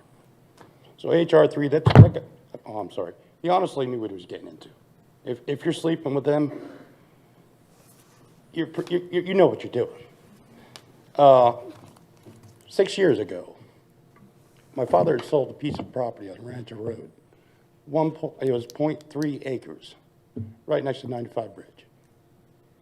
Sold to a buddy of mine out of Kentucky. All he wanted to do was come down and put a camper on it. Went to the county after the deal was done. County says, you can't even put a fireplace on it. Not even my father returned the money to him. Not even 30 days later, Beach and Scott Minnick are building a house on it. Now, I want to know how this works, because it seems like all these mistakes are going one direction for the last 10 years. Scott Minnick and Dwayne White. So I think, yes, you need an investigation of what's going on in this county. I went to sell a piece of my property that Beach already had sold. Went to the county and said, you know, you got to mitigate it. I go to the county says, it was a buildable lot. Which I'm glad they told me not to, because I wouldn't want nobody to move next to me. I'm in District 1. I want to stay in District 1. I didn't move to the city. I run a nonprofit rescue. I mean, sorry, I'm nervous, but I run, plus I'm aggravated. And Scott Minnick is still up to his old games. And like I said, something's got to happen. Either you're going to investigate it, or I'm going to take my own time and investigate it.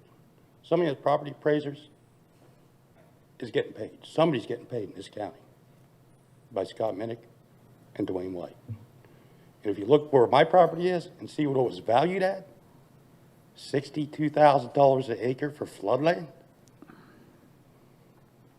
He didn't buy it for that. But somebody at the property appraisers put it at that. I'm going to object to that, Yeah. Mr. Chair. That's not true.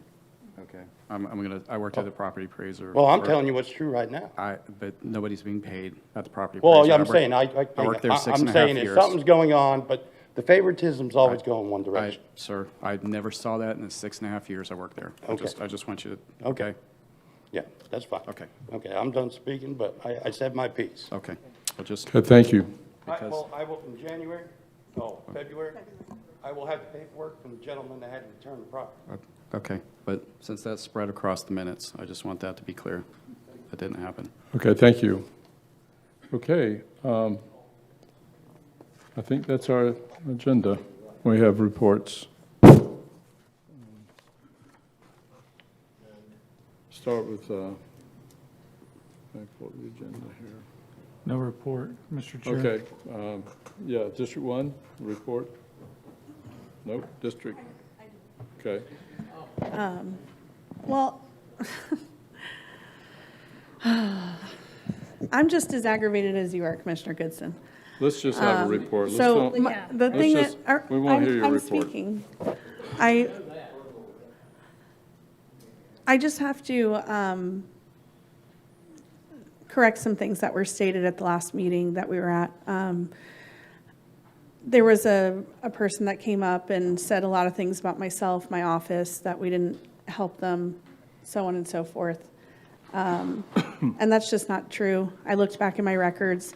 My staff actually did a meal train for the family in that house. Brought them all sorts of new stuff through my staff's church.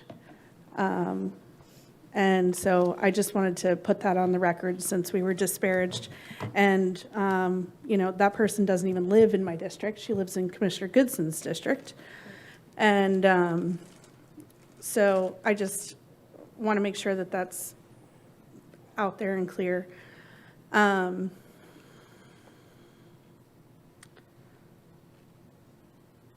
feedback I'm getting from my constituents is people are extremely frustrated. They're frustrated that their commissioner is not allowed to represent them, which you guys heard tonight many times. I'm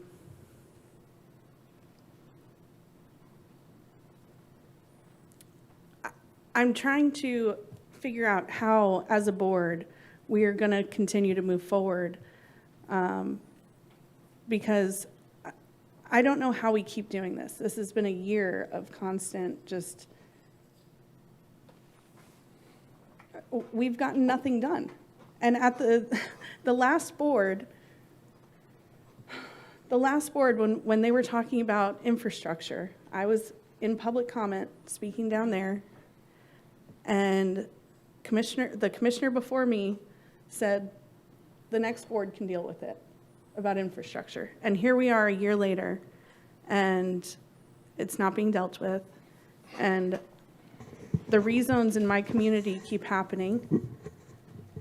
The flooding in my community keeps happening. And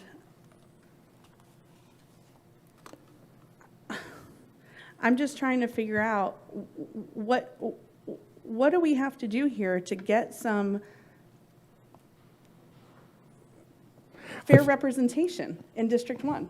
Okay, that's your report. Okay, Commissioner Goodson, do you have a report? I hope everybody sees this. No. Commissioner Atkins, do you have a report? No report, sir. Commissioner Felton, a report? I have no report, but I haven't forgotten county administrator or the county attorney. Is there a report from the county manager? No report, sir. County attorney? I have no report, Mr. Chair. Okay. Meeting's adjourned. Thank you.